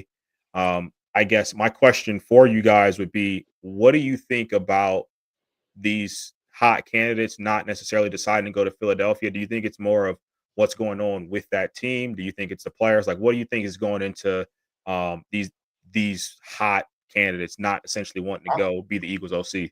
I'm thrilled, Kittrell. I don't want the guys that if they come in here and are excellent for 1 year, they go get a head coaching job somewhere else. I want Bobby Slowick. And the Eagles interviewed. I didn't think they would ask to interview him. The Eagles requested to interview him. I want a guy that he's going to have to be here for a couple of years to absolutely take that offensive coordinator job for Philadelphia. That's what I want. Give me year one CJ Stroud. I don't want a guy that Brian Dable said he'll take the Titans job if he doesn't get the Bills head coaching job. And I think he's going to get the Bills head coaching job, which, by the way, that owner's a moron. And let's not talk about him because I'm using him at 9:00. You guys catch my drift. But I think they end up hiring Brian Dable as their head coach. It'll be interesting. Well, that's not accurate. They're getting interviewed. Brian Flores interviewed. That's not accurate. I'm the first one to call that out. He said 10 coaching jobs and no minorities even get interviewed. That's not accurate. Well, I don't know what the exact scope is, but I do know Robert's not got hired. He's a minority. Yeah, that's a fact. What are we talking about, bro? But I will say I do know, like, the Browns right now are in a situation where they interviewed the Rams offensive coordinator for their job, but there was a virtual interview, and that virtual interviews do not count towards fulfilling the Rooney Rule requirement there. So I don't know if that is what necessarily that he's referring to there, because I do know that there have been a lot of virtual ones, or the fact that like the Falcons situation. Antonio Pierce, inaccurate. You got to know what you're talking about. Sorry. The Falcons situation where I think they interviewed the Raiders DC like basically 2 hours before they hired Stefanski. So it's like the rule absolutely needs to change. So like I'm 100%. I agree with you. T3 and D there. And I do think a lot of these organizations are just filling a quota as far as that goes. But yeah, I mean, they absolutely are filling the requirement, even if it is a BS interview. You're right. He's right, kind of. His facts are wrong, but he's right. Brian Flores needs to get the Pittsburgh Steelers head coaching job. And I think that him signing the extension with Minnesota, if he doesn't get that job, makes sense. But I think Brian Flores needs to be the next head coach of Pittsburgh Steelers. Raheem Morris does not need another head coaching job. He's had 2. He's been fired. Let's knock that off. We don't need to retread anybody else. He's a coordinator. Let's just call it for what it is. And he's a good coordinator, but he's a coordinator. He's not a head coach. I think there needs to be more minority presence in head coaches. I argue this every year. 4 coaches were hired. 1, Robert Saleh, is a minority. The other 3 were white. I understand that.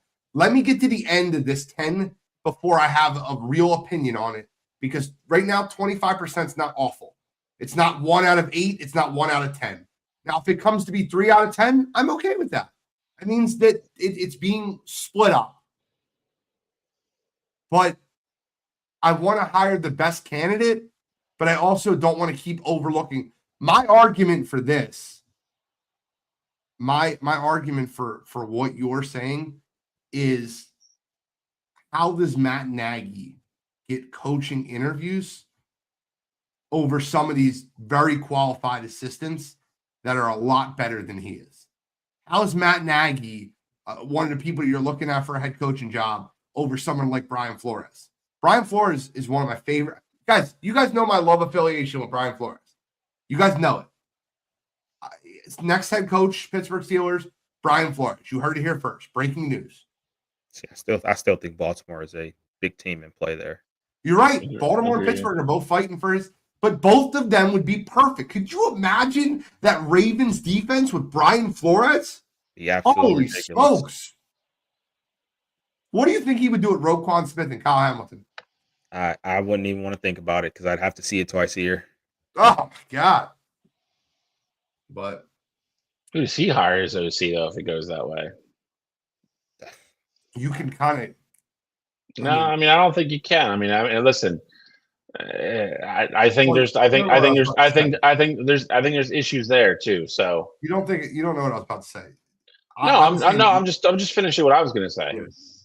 I mean, I also think Brian Flores has had the luxury of being with Kevin O'Connell, who, in my opinion, is one of the best offensive minds in all of football there. And I'm sure there's plenty of people either on his staff or that he's worked with within the last couple of years that he'd be able to potentially pluck to be an OC or just have had conversations with. I mean, Brian Flores is a guy he's been around the league. So like, I think he is 100% still in a position to get a qualified OC in the building to take care of Lamar Jackson and company. There's a lot of worse situations that you could be thrown into offensively. He's right. The other former Matt Eberflus is not a terrible coach. But I called that when they hired him. I said that when they hired him. But whatever. Let's get into recapping the NFL playoffs, which have been incredible. Divisional round, I didn't think you could outdo the wild card round. Divisional round went out there and they hold my beer. They went out there and put on a show. Outside the game, I told you all would be a blowout. Seattle and San Fran. I looked at the clip, Cottrell. I said 56-3. You guys laughed. I said all seriousness, I'll go 35-6. It was 41-6. I need a little credit for that. Absolutely. I was giving you credit for the 56-3. I knew that game was going to be an absolute blowout. Let's start with 4:30 Saturday. The Buffalo Bills, man. You ever see the weighted scale, Cottrell? Bill. No. Yes. You remember weighted scale? Yep. I'm going to play the weighted scale for a minute. On one side of the scale, man, Brandon Cooks needs to catch that freaking ball and not let it get intercepted. Man, they got to catch the ball in the back of the end zone. On the other side of the scale, I don't hear those excuses being made for when Lamar Jackson gets eliminated from the playoffs. So, remember last year when I got on here and I said Lamar Jackson played better than Josh Allen, but Josh Allen won the game because Mark Andrews dropped the ball?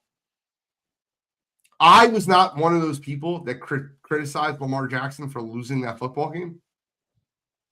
But way too many people criticize Lamar and give excuses to Josh.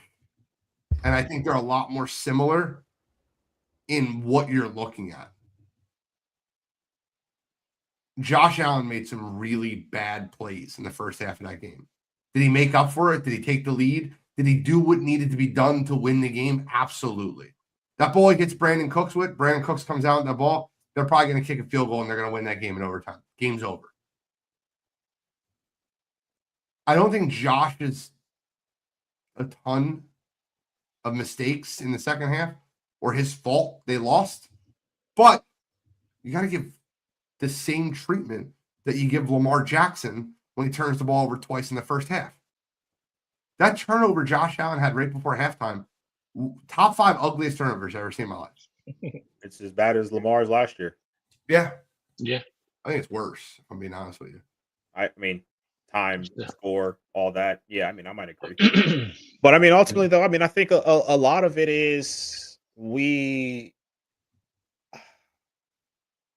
I think it's fair to criticize Lamar when it's a repeated pattern. So, like, I was always the one I came on here and I was like, well, we saw Mark Andrews drop the ball, but we also saw Lamar had turnovers in the football game.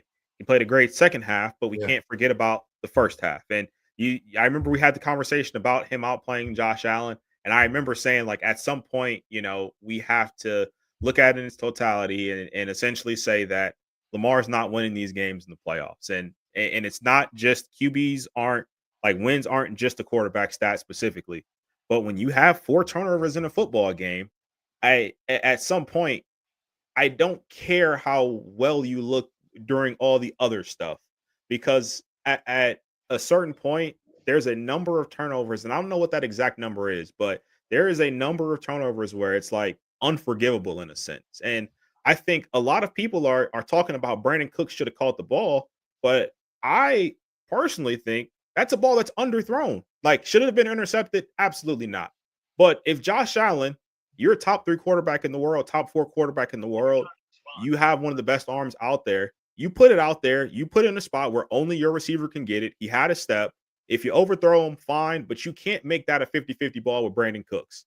Like in my opinion there. And again, that's not to say how is it not a 50. It came down as interception and Brandon Cooks could have caught it. I don't know how that's not a 50-50 No, it ball. came down as catch and it turned into an interception because Brandon Cooks couldn't survive the ground, and the Broncos defender made a great play to take the ball out of Brandon Cooks' hand. But the Broncos defender was behind Brandon Cooks. Like you can play the video, you're going to see Brandon Cooks had a step on that Broncos defender. Absolutely, without a shadow of a doubt, had a step. Brandon Cooks had to slow down for that ball, and that's why the defender was able to catch up and make a play on the football without a shadow of a doubt. I've seen the play 100 times. Okay. I'm listening to you.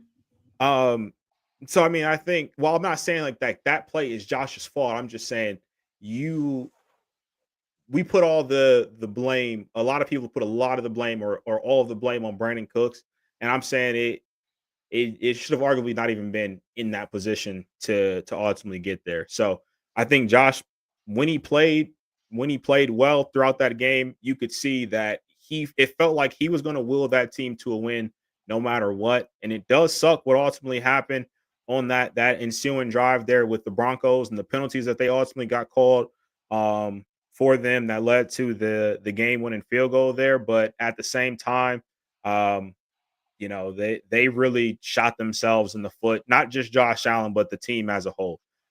Questionable pass interference call, but you had Joey Bosa with one of the most blatant roughing the passer calls and in a pivotal moment in that game that, people just kind of forget about because the pass interference was so ticky-tack in that situation. So just unfortunate all around there. But, I think it was a game just full of Bills shooting themselves in the foot.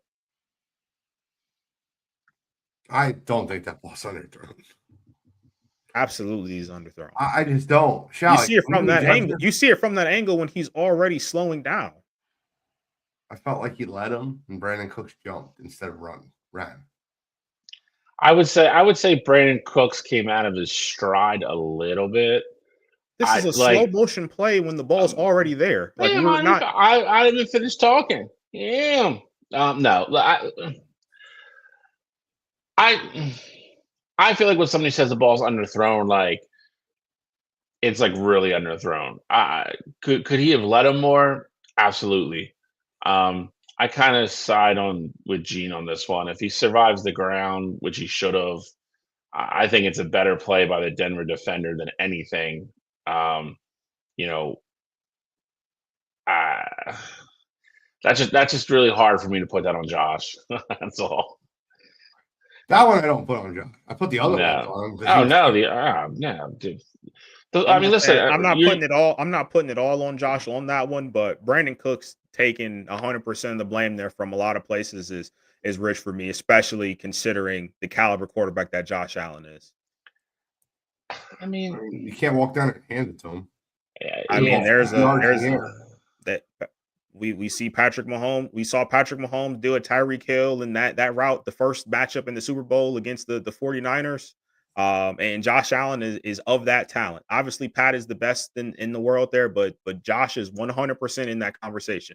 I think it's different if we're talking about even a Jalen Hurts or a Jordan Love or, Justin Herbert, Trevor Lawrence. Like, I think it's different when we're talking about guys of that elite category. There's only 4 in that category, and I think Joe Burrow makes a better throw. I think Pat makes a better throw. I'm not arguing with that. I'm not lowering the dial on that hill. My whole point was the same thing I'll say about Lamar, and I think Lamar's game was better last year versus Josh than Josh's game was this year. It's the same thing I'll say. Does he deserve criticism? Absolutely. Is it all on him? Absolutely not. It's the same thing I said last year about Lamar. No, it's not all on Josh. Let's talk about the bigger story here. I'm pissed off. It sucks.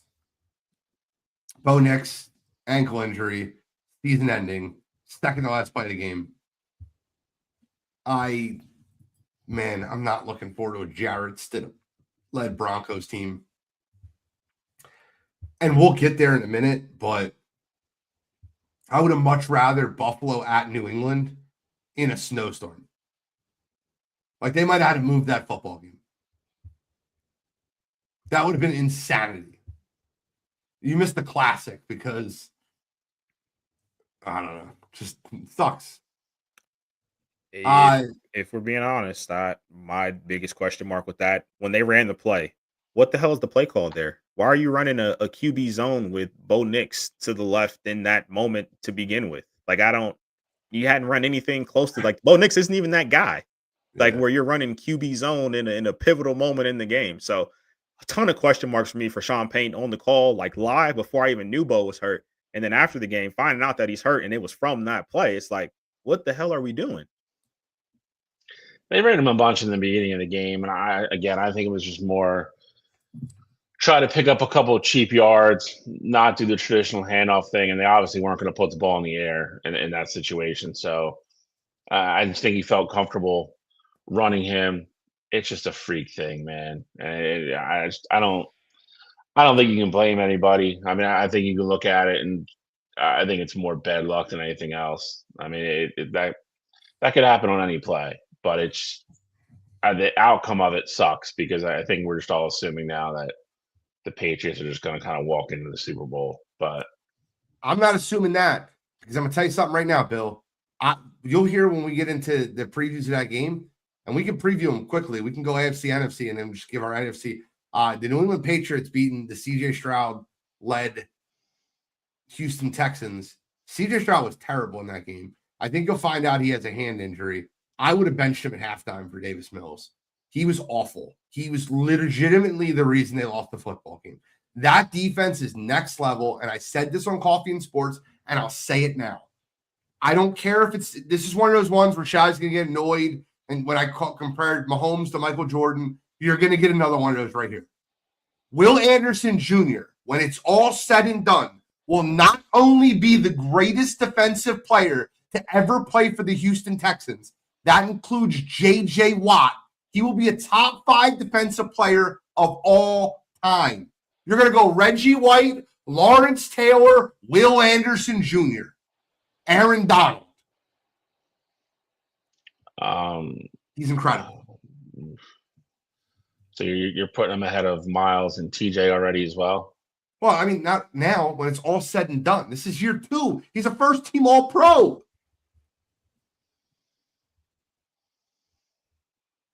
I'm waiting. Somebody yell at me. I don't care. I'm telling you my opinion. I don't know if he'll be better than Miles is a reach, and Miles is in the prime of his career and just got another first team All-Pro this year. I'm not saying that he'll be better than Miles next year. I'm saying when it's all said and done, he is that elite. He's that good.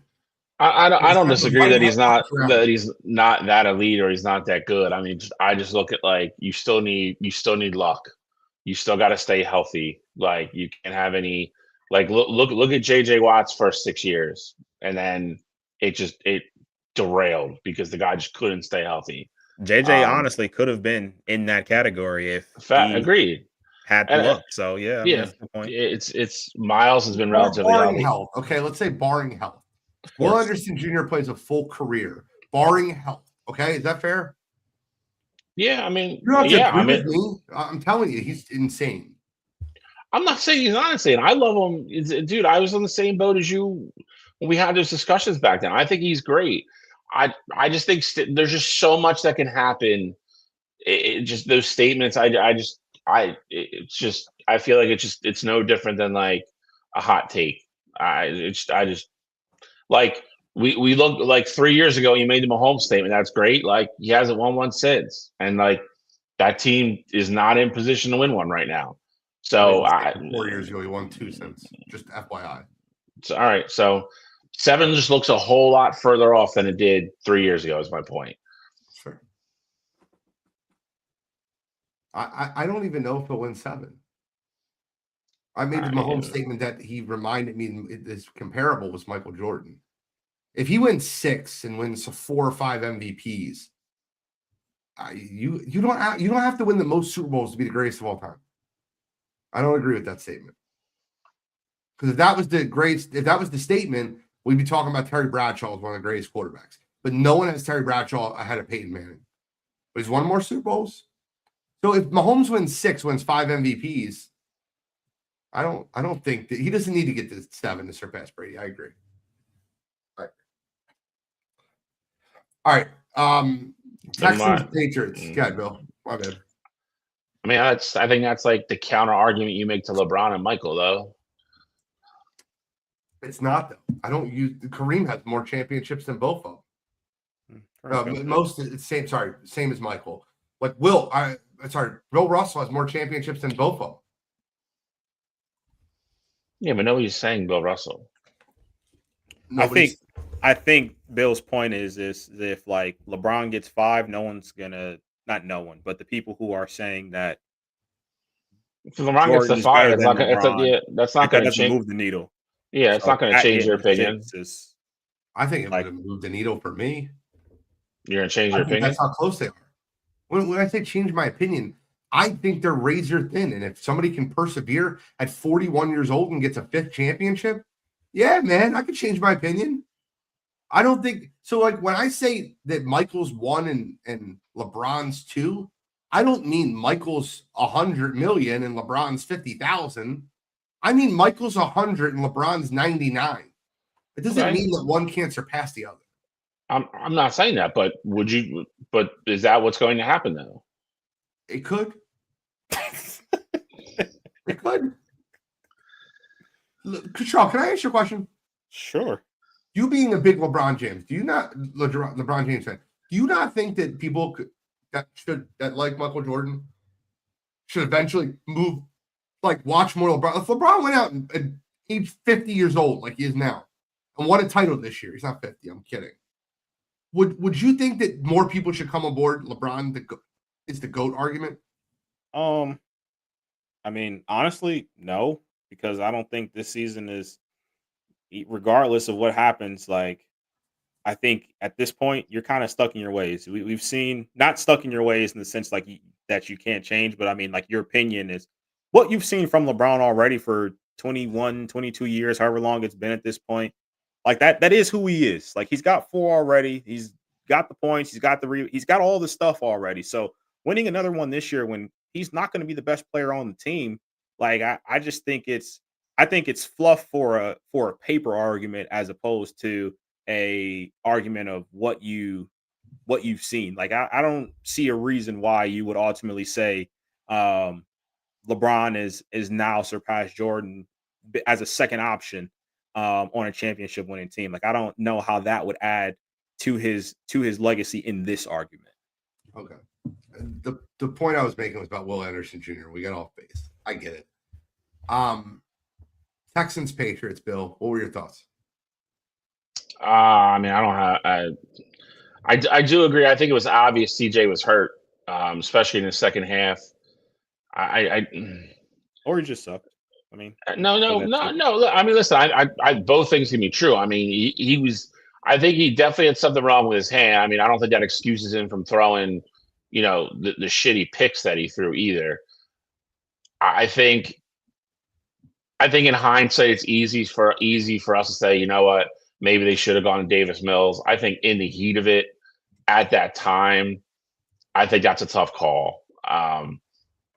That's I mean, you like I look at it this way: if you pull CJ and then Davis Mills comes in and they come back and win that game, the shit storm that creates is unreal for Houston. But that being said, I mean, you can't win the game when your other quarterback's out there throwing picks all over the yard. So I thought it was a shame because I definitely thought Houston was the better team. I think not having Nico was a big deal. I think New England was very aware of the fact they were going to struggle to throw the football. And CJ Stroud just had a terrible game on top of everything else. I thought the defense played pretty well, definitely played well enough to win the game. It was unfortunate because I wanted to see a better game, and I truly believe Houston was better. So I was looking forward to seeing CJ and Will Anderson and all them go to Denver and play that game because I thought it would have been a hell of a game. Tommy, go back and listen to the beginning of the show. I just want to wish you a happy birthday again. When you get a chance, go back and listen to the first 5 minutes of the show. I see you in the chat now. Love you. Appreciate you. I just want to wish you a happy birthday and apologize for not messaging you yesterday. Sorry.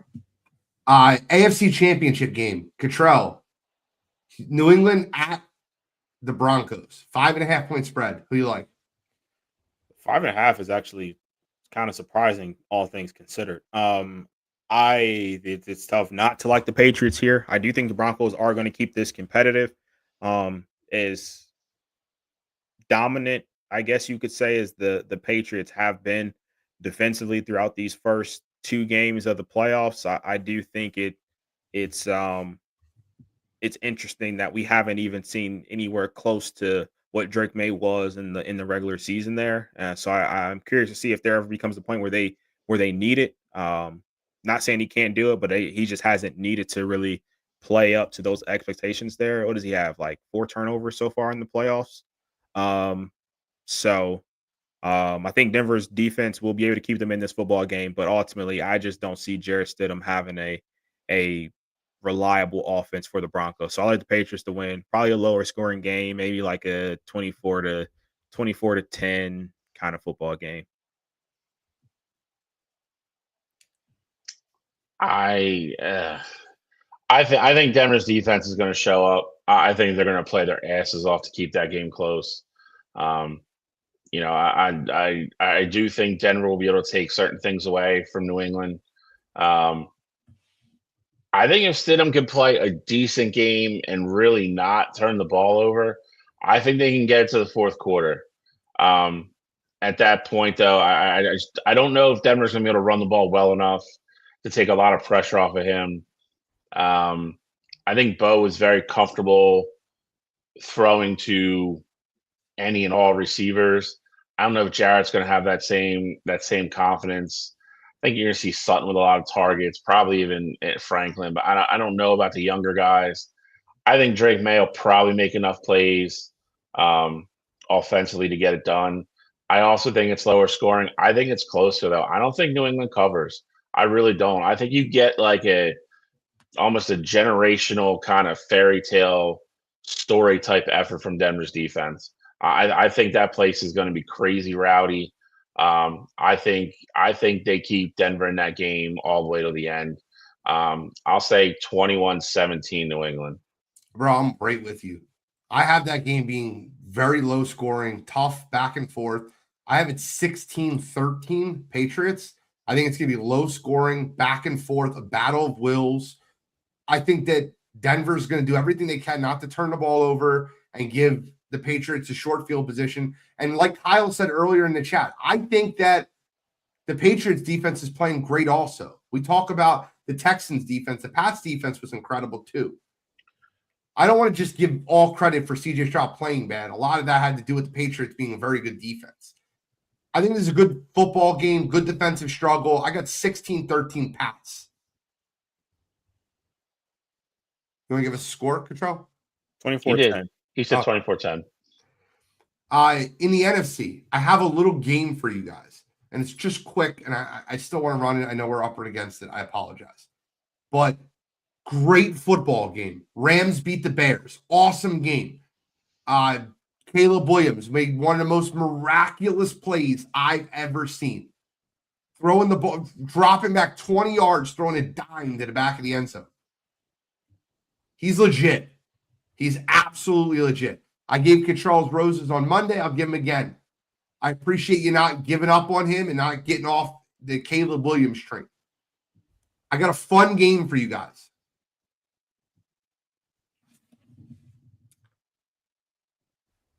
is a fun game. I'm going to play Who Would You Rather Have, Caleb Williams edition going forward. Okay? Caleb Williams or Jaden Daniels. I'll go 1 and 2 in the draft. You know, my take on it. Never changed. Caleb Williams. It's Caleb. I think it's closer than people want to say it is. Well, I mean, everyone said it was Jaden. So what do you mean closer? I mean, we did this before and we both took Caleb. But Jaden was a runaway rookie of the year. And correct. Yeah. All right. Next name up. Caleb Williams or CJ Stroud? Caleb Williams. Caleb. Okay. Caleb Williams or Jordan Love? Caleb.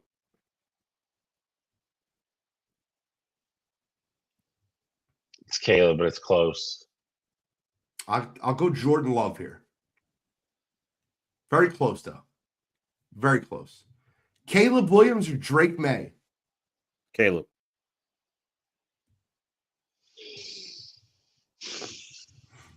I make it tough, guys. I don't make it easy for you. I'm going Drake May. See, that's the fun part. I'm going Caleb Williams here, and I don't want to be labeled a Drake May hater. I think Drake May is great. I think Caleb Williams is great. I think Jordan Love can be great. I'll go Caleb, but barely. I'm also one of those people that doesn't like to live in the I don't like to live in the here and now. Caleb, I can't forget what Caleb's done. He's made a lot of mistakes. Yeah, I mean, he made mistakes in that game too. So I mean, correct. I don't want to live in the here and now. I'm just trying to. I mean, for me, first year in Ben Johnson's system, and I saw exponential growth. Like, I just think moving forward, Ben seems like he's going to be there for a long time if he can coach like that. Mixed with Caleb, like I think that connection is going to be special for years to come. So it's going to be tough to move me off of the Caleb train here. Got 3 more. Caleb Williams or Justin Herbert? Justin Herbert. Justin Herbert. Caleb Williams. What? No, that was the most predictable thing in the world that happened all night. Just go. Caleb Williams or Trevor Lawrence?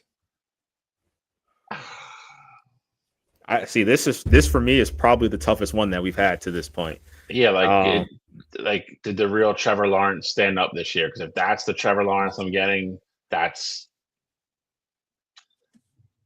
yeah. For me, this is the toughest one. I probably would go Trevor Lawrence by a hair, and that's probably surprising to a lot of people. Surprised me. I'm not gonna lie to you. I thought it was gonna go my leg. Myself.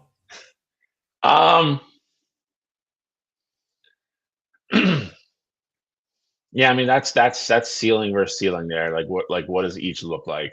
I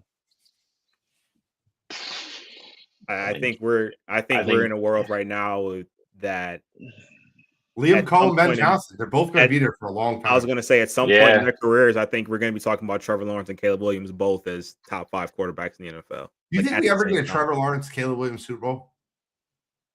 It's possible. Probably not. It's possible. I don't think Jackson will ever get there. Who am I talking? Who am I kidding? I don't think the Bears will ever get there. Yeah, Caleb. You know what? I think Caleb's definitely the more athletic quarterback. I still think Trevor, ceiling to ceiling, I think is the better pure passer. Trevor's definitely more accurate. Yeah, I'll go Trevor by the same thing, by the slimmest of all margins. Last one, and I expect this to be unanimous. This is going forward, gentlemen. Caleb Williams or Jalen Hurts? Caleb Williams. Caleb Williams.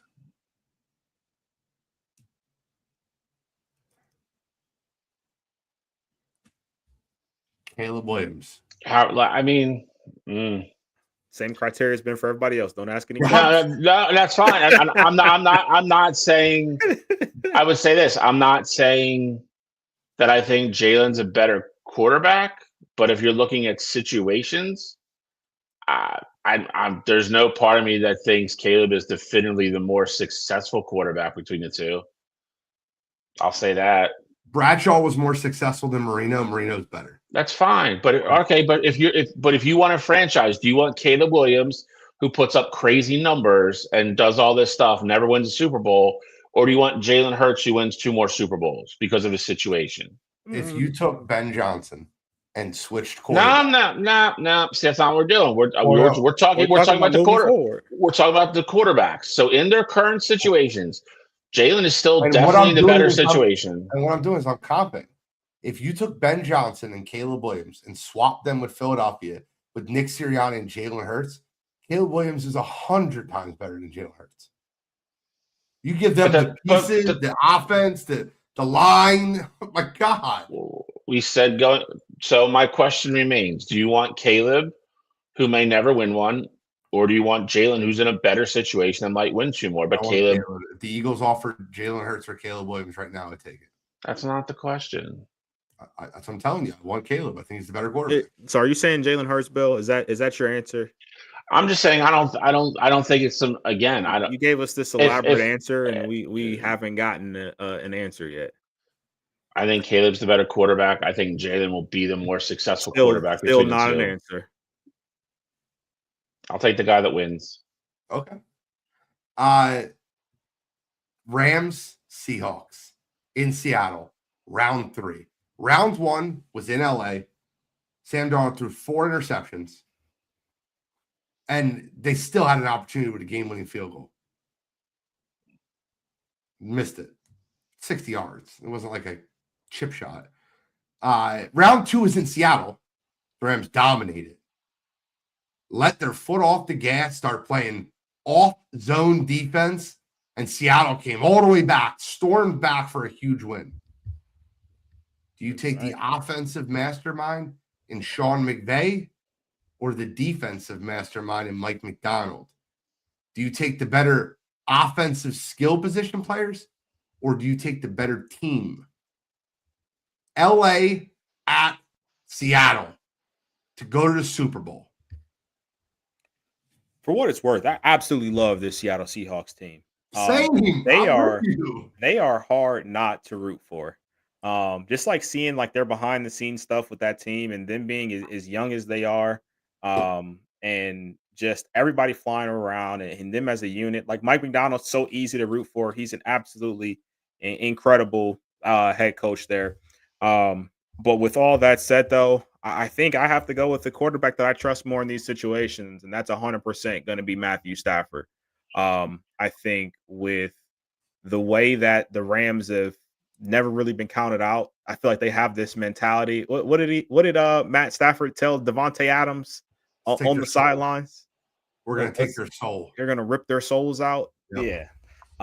I just feel like that is a mentality that you absolutely 100% have to have. And I do think it's different when you have these two teams that have played each other twice already throughout the regular season. And again, ultimately for me, I think this game is going to be tight. It's going to come down to probably the last possession. And I ultimately think I have to roll with the quarterback that I trust more, who's been here, who won't fold under the pressure. And for me, that's Matthew Stafford. So I'm rolling with the Rams in a tight one. I'll go 27-24 walk-off field goal kind of football game. Shall it? Yeah, this is – I think if I knew what version of Seattle I was getting, it would be easier. You know, am I getting the offense from last week that just ran through San Francisco and threw and passed the ball and could run the ball and were balanced and all that? Or am I getting the team 3 weeks ago that, you know, scored 13 points? I think the Rams are the more consistent offense for sure. I think they're more high-powered offense with the weapons they have. They have a two-headed running back attack now with Williams and Blake, and obviously you have Devontae and Puka on the outside, and you still have to deal with their tight ends when Stafford wants to go to them. So, yeah, I mean, what version of Sam Darnold am I getting? You know what I mean? I love Seattle's defense. I love Mike McDonald, obviously. from his time at Michigan. I just it's not going to be crappy up there either. It's supposed to be like 44 and sunny. I'm going with LA. Same thing. I think it's a close game. I think they've been the better team for the most part between both meetings. I'll go with the Rams, and I think the chance for Stafford to go win another Super Bowl and kind of walk off in the sunset. I think he gets a shot. Gentlemen, I love Seattle defense. I love me some Jackson Smith and Jigba, and I love me some Mike McDonald. But the LA Rams have something that the Seattle Seahawks do not, and that is Puka, Hakuna, Matata, Nakua. Whose house? Give me the LA Rams, baby. I'll take Nakua, Stafford, the Rams to go to the Super Bowl and take on. And I love this matchup, right? I love this overall matchup. Do you guys remember GOAT versus Baby GOAT that happened 4 or 5 years ago when Patrick Mahomes took on Tom Brady? You're going to see May versus senior citizen May. You're going to see Stafford versus Baby Stafford, because the best comparable for Drake May is Matthew Stafford. Patriots, Rams, Super Bowl. I'm with it. It's like 2013 all over again. Damn right. 2014 all over again. It could be 2018. Could be that 2018 too. was the 13-3 Patriots win over the Rams. Oh, you got the Rams. I'm thinking Seahawks. I'm thinking Seahawks Patriots Super Bowl. No, I took the Rams. Rams versus Patriots. Run the damn ball. I think it's gonna be a fun. I think that's the Super Bowl everybody wants. I think that's the This Super point Bowl. Boston versus LA. Oh my God, bro. Are you guys ready for another Celtics Lakers? That's what it is.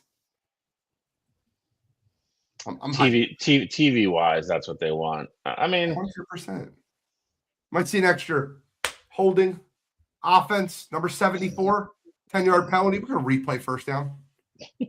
Might see that. I don't know. We got to move. UFC. We got a fight card. That we do.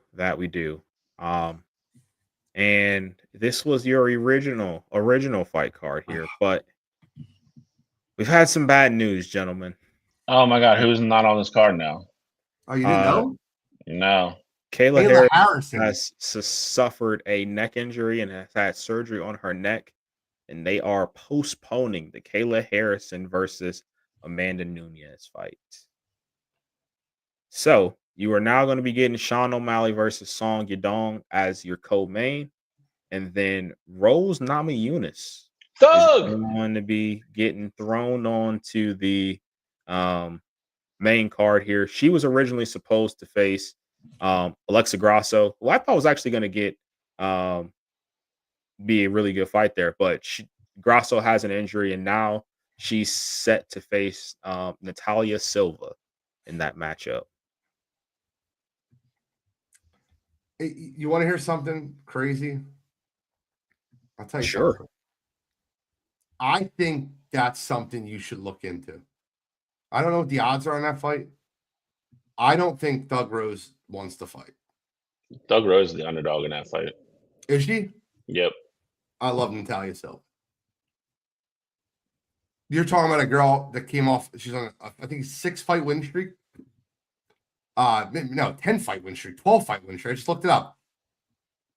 This girl absolutely dominated Alexa Grasso earlier last year. I really like Natalia Silva, and I think she wins this fight. And I think it'll be entertaining, but I think Doug Rose will tap out early. True belief. I could see it. But, yeah. I know Chow is a huge Doug Rose fan. So, I mean, I am too, for sure. But, I mean, Natalia Silva is definitely one of those ones at that weight class where she's going to be fighting for a belt here. I mean, she wins this fight. I mean, it's all but signed, sealed, delivered that she's going to be next up for a title shot. So, What are we Yeah, doing? Yeah. I like. Do you like Natalia? yeah, I like Natalia in that fight. I like it. Shally, who you like? I will never, ever pick against Thug Rose. I'll tell you who I'm rooting for, but I like Natalia Silva to win the fight. Yeah, I mean, listen, I'll pick Thug, and I'll be rooting for her. I mean, I think Natalia is probably. I feel like they're slightly kind of going in different trajectories. So, um, I won't be surprised at all if Natalia wins, but I'll be pulling for Thug. I'll tell you what though, as disappointed as I am that Kayla Harrison and Amanda Nunes will no longer be on this card as a whole, this kind of looks like this card kind of looks like a fight night kind of card because there's not like a true championship on the line now, but there are some great matchups on this card. Arnold Allen versus Gene Silva is going to be an absolute banger. Sean O'Malley versus Song Yadong is going to be worth the price of admission there. And then even the main event, like Gaethje versus Paddy Pimblett, with Paddy put out there the last time he was out there in the cage was absolutely incredible. And I think that's going to be a war. So, I mean, these fights are going to be absolutely incredible, especially for the first time officially being on Paramount now. So I am excited for this card, even if it doesn't have a lot of those, star power names or certain belts aren't up for grabs on this one. I'm with you. Everything you just said made so much sense. All right, let's go quickly through it. I got Waldo Cortez Acosta. I got Sean O'Malley. I got Arnold Allen over Gene Silva. And I got Justin Gaethje. No, I'm kidding. I got Paddy Pimblett. No, I would love to pick Justin Gaethje, by the way. I have Gene Silva. I'm on the opposite end of you in that fight. I love Arnold Allen though, one of my favorite fighters. But I got Gene Silva in that one. I'm also going against you on the next one. I'll take Derek Lewis knockout. I think he puts on a show. Not lucky, but Derek Lewis fashion. One punch, put him down, put him out. Next fight, take Sean O'Malley here. I think Song Yadong is going to put him in for one of the best fights of the night there. And then the interim title fight, I got Paddy Pimblett. Decision, but I think it's going to be pretty decisive. I got Silva. I like Acosta. I agree. I think Sean O'Malley wins. I'm sticking with Gaethje. I think Gaethje pulls it out. This is it for him. He loses this, it is legit either retirement or just take kind of silly fights. I just gut instinct. I think he pulls it out. That's fair. You have a gut instinct. It's not like it's a crazy pick.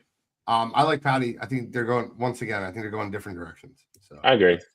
It's crazy because if you would have asked me, who would win a fight between Justin Gaethje and Paddy Pimblett before Paddy Pimblett's last time in the cage, I would have probably just laughed. Like it's not even going to be close. Like Gaethje's going to run circles around him. But that last Paddy showing really changed my whole thought process when it comes to him in the octagon. Gaethje's got one more banger in him, bro.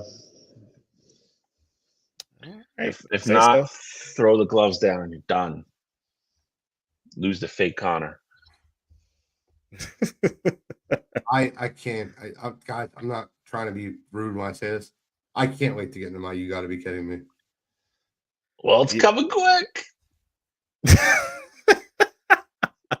Shy doesn't have one. Maybe I do. Maybe I don't.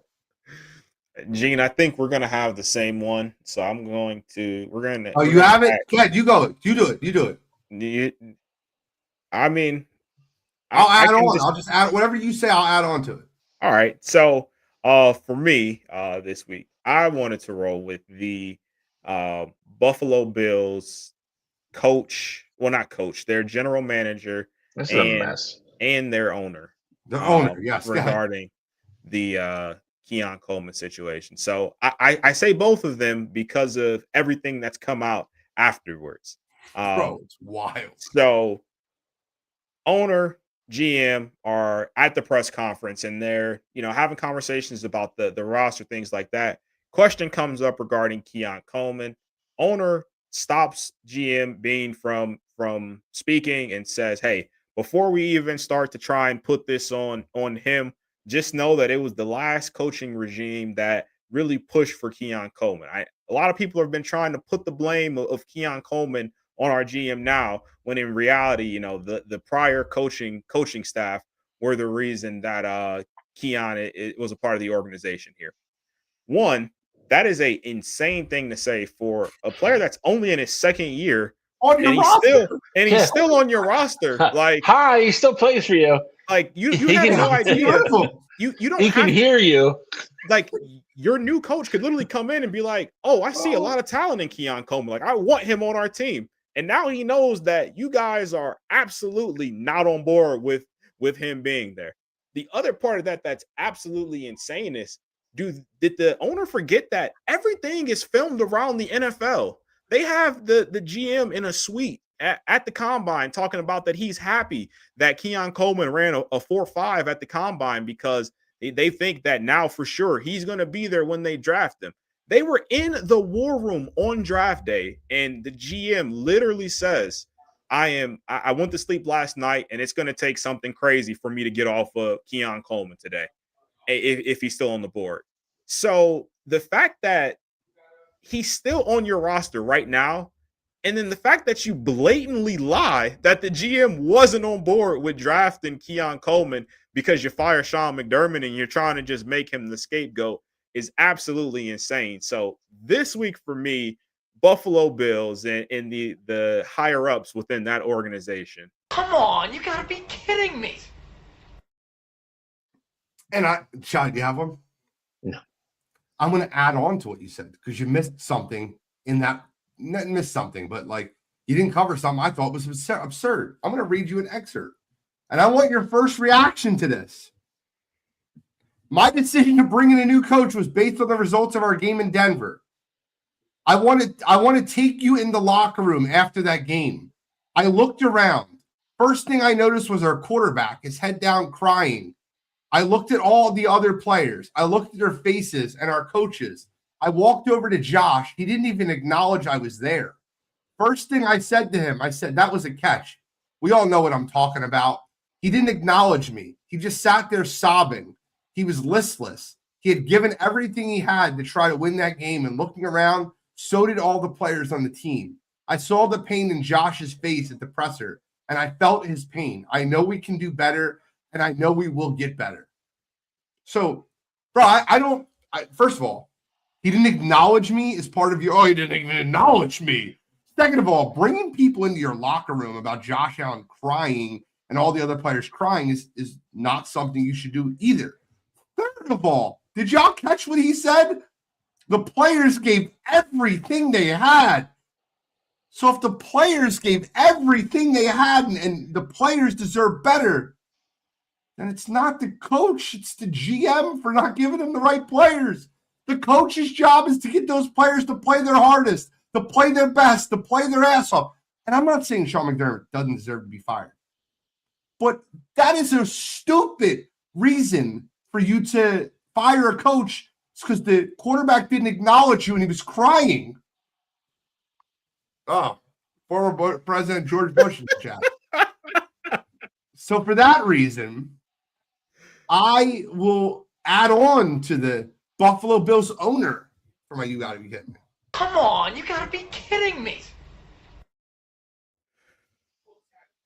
That is a hilarious comment. Best comment we've had in a while. Venmo $35. I do want to get the molten lava cake now, though. Slippery slope for those things. Oh man, yeah. No, Buffalo Bills are absolutely crazy for that. And I know you mentioned that McDermott, you could argue that, should have been fired, shouldn't have been fired, whatever the case may be there. But for them to just go out and, I mean, let's be honest with it here. McDermott changed the course of that franchise. Like, regardless of whatever happens next, for the good, for the bad, like, you can't talk about the history now of the Buffalo Bills, especially with Josh Allen on this team, without mentioning Sean McDermott. Like, you talked about, I just think about years past, Tony Dungy, getting rid of that getting off that Bucks team, and then you get John Gruden, they go win a Super Bowl. Regardless of if they have success moving forward or they don't, it's going to be a lot of it is going to be based off of what Sean McDermott built in that locker room for you. So for you to just essentially go out and try and tear all of that down in a matter of an hour in a press conference is absolutely insane for a guy who gave everything, and I would say did everything the right way. Now, results, of course, on the field are one thing, but in my opinion, I think he did everything the right way, and he did whatever he could to make sure he got the most out of the guys in that locker room. And I think it was kind of displayed that when after the news broke that he got fired, that a lot of the players were talking about how it was bullshit or how they were really upset or how he was the best coach they've had. So it's wild that was the route that, they decided to take there. By the way, I almost used, and just because I don't have the full story, I almost used Kevin Petullo in the Eagles leaks. Have you seen this yet, Cottrell? I have not. A lot of fun to read into. I'm sure Shally has. I've seen some of them. Yeah. After Kevin Petullo was demoted, because he's not fired, by the way, they just relieved him as OC duties. A bunch of leaks came out about the Philadelphia Eagles. And it's now been reported that the leaks were coming from Kevin Petullo.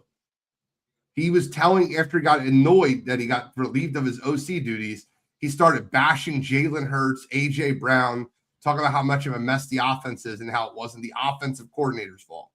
Well, those leaks turned out to be from the offensive coordinator, which is even stupider. Yeah, it's just so much where everyone's giving. It's like the Durant stuff, going online and defending himself from a burner account. He's leaking shit to Diana Rossini. Like,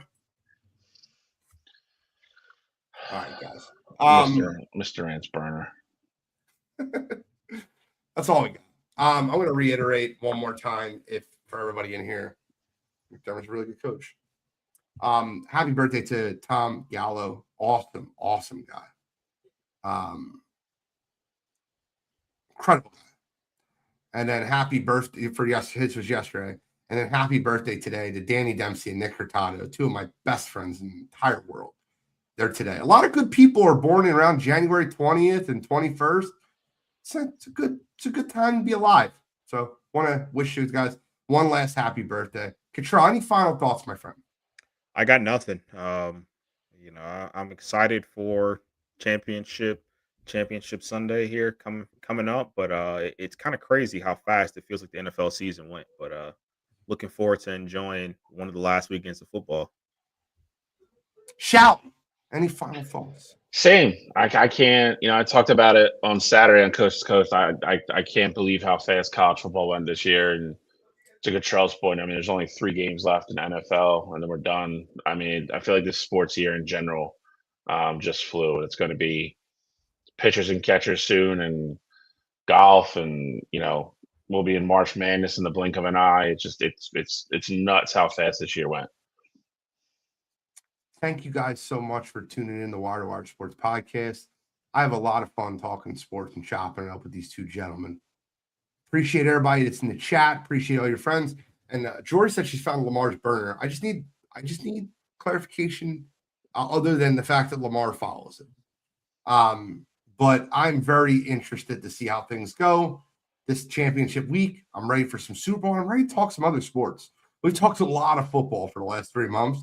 I'm ready to get into some March Madness, some college basketball, little NBA action. We didn't even get into Houston Rockets, San Antonio Spurs, all these teams coming up. NBA All-Star game right around the corner. The starters were named. We'll talk about that next week. We have a little bit more time. But appreciate everybody tuning in to Wire2Wire Sports Podcast. I'm the NFL Genius Gene Walsek. That's Kent State's own, Cleveland's own, Papa Cottrell, Uncle Shally, Scholastic Shally, Mr. William Shawcross. And we are signing out.